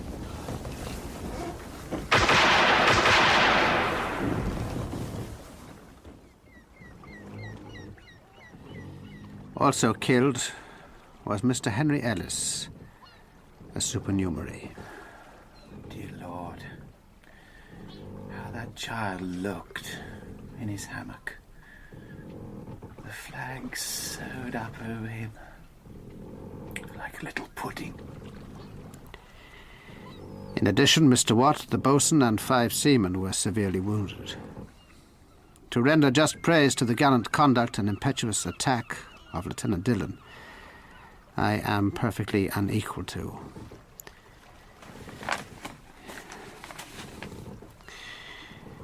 You don't need that second two. No. Of course you're right.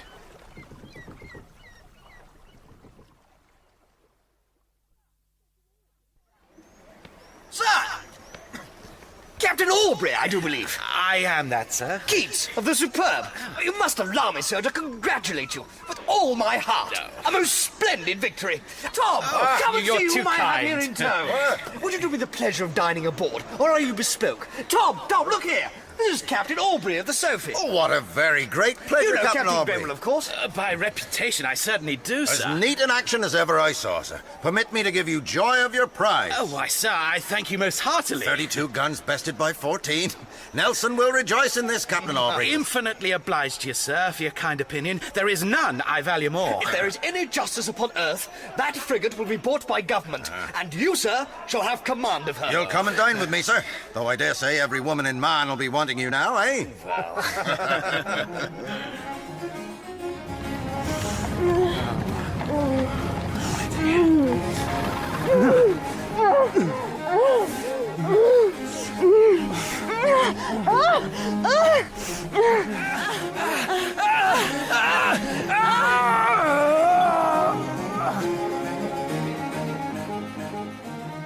So, Aubrey, we are to congratulate you once again, I collect, upon your prodigious good luck. You are too kind, Captain Harte, sir.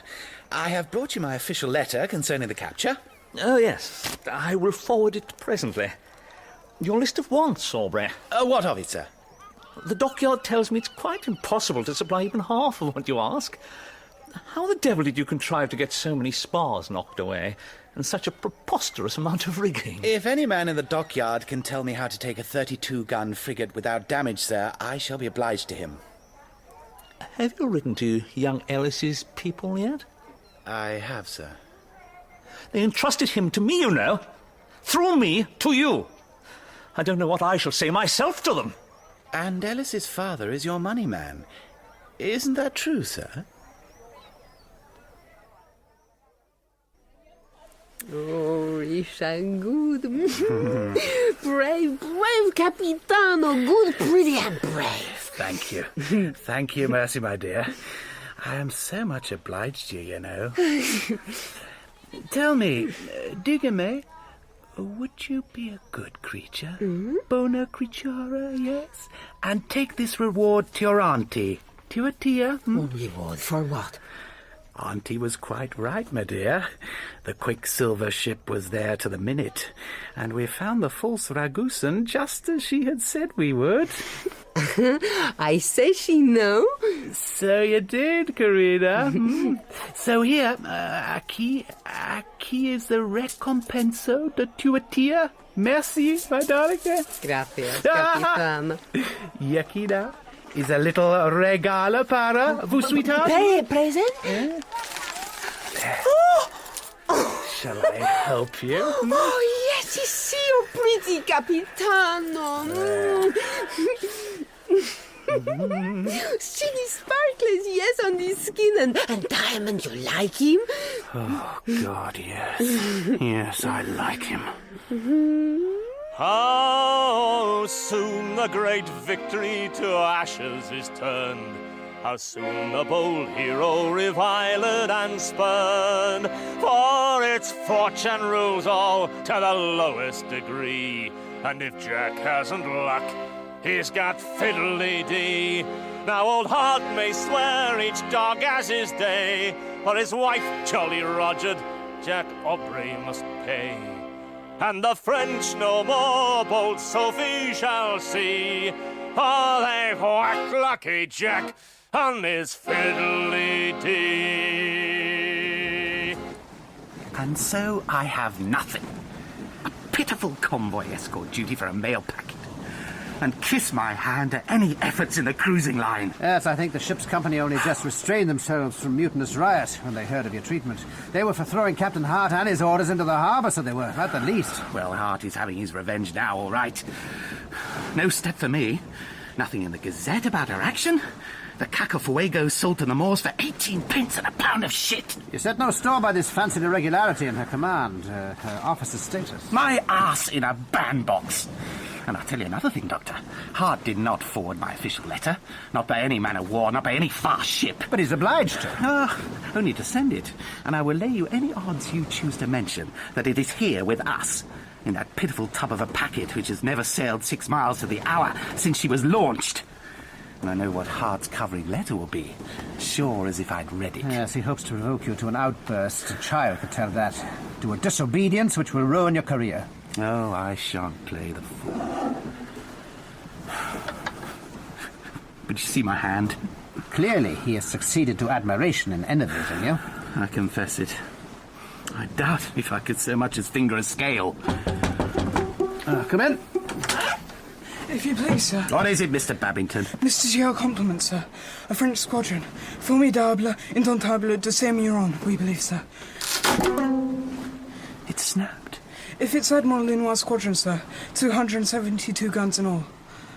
It snapped. Mr. DL asks, shall he beat quarter, sir? I would not have had this happen for the world.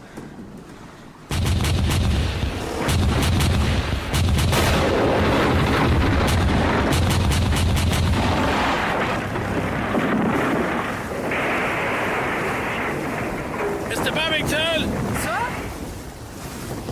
Strike our colours!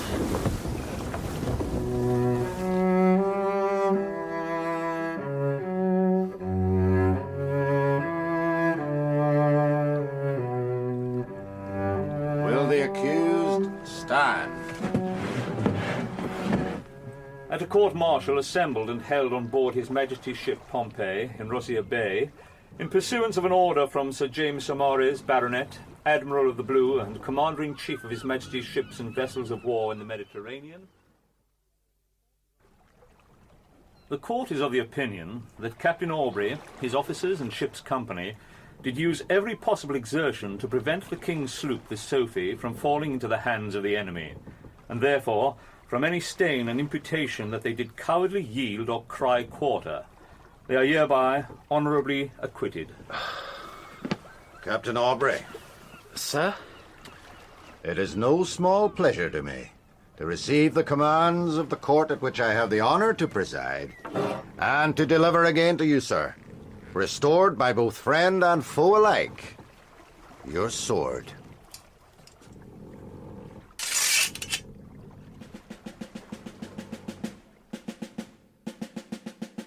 In Episode 6 of Master and Commander by Patrick O'Brien, Michael Troughton played Captain Jack Aubrey and Nigel Anthony Dr. Stephen Maturin.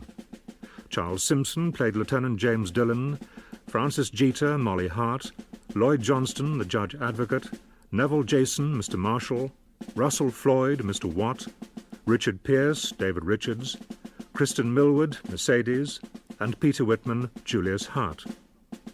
Dominic Letts played Mr. Mowat, Danny Canaber Mr. Babington, Nick Knight Master Henry Ellis, and Gavin Muir, Grenville and Stirling.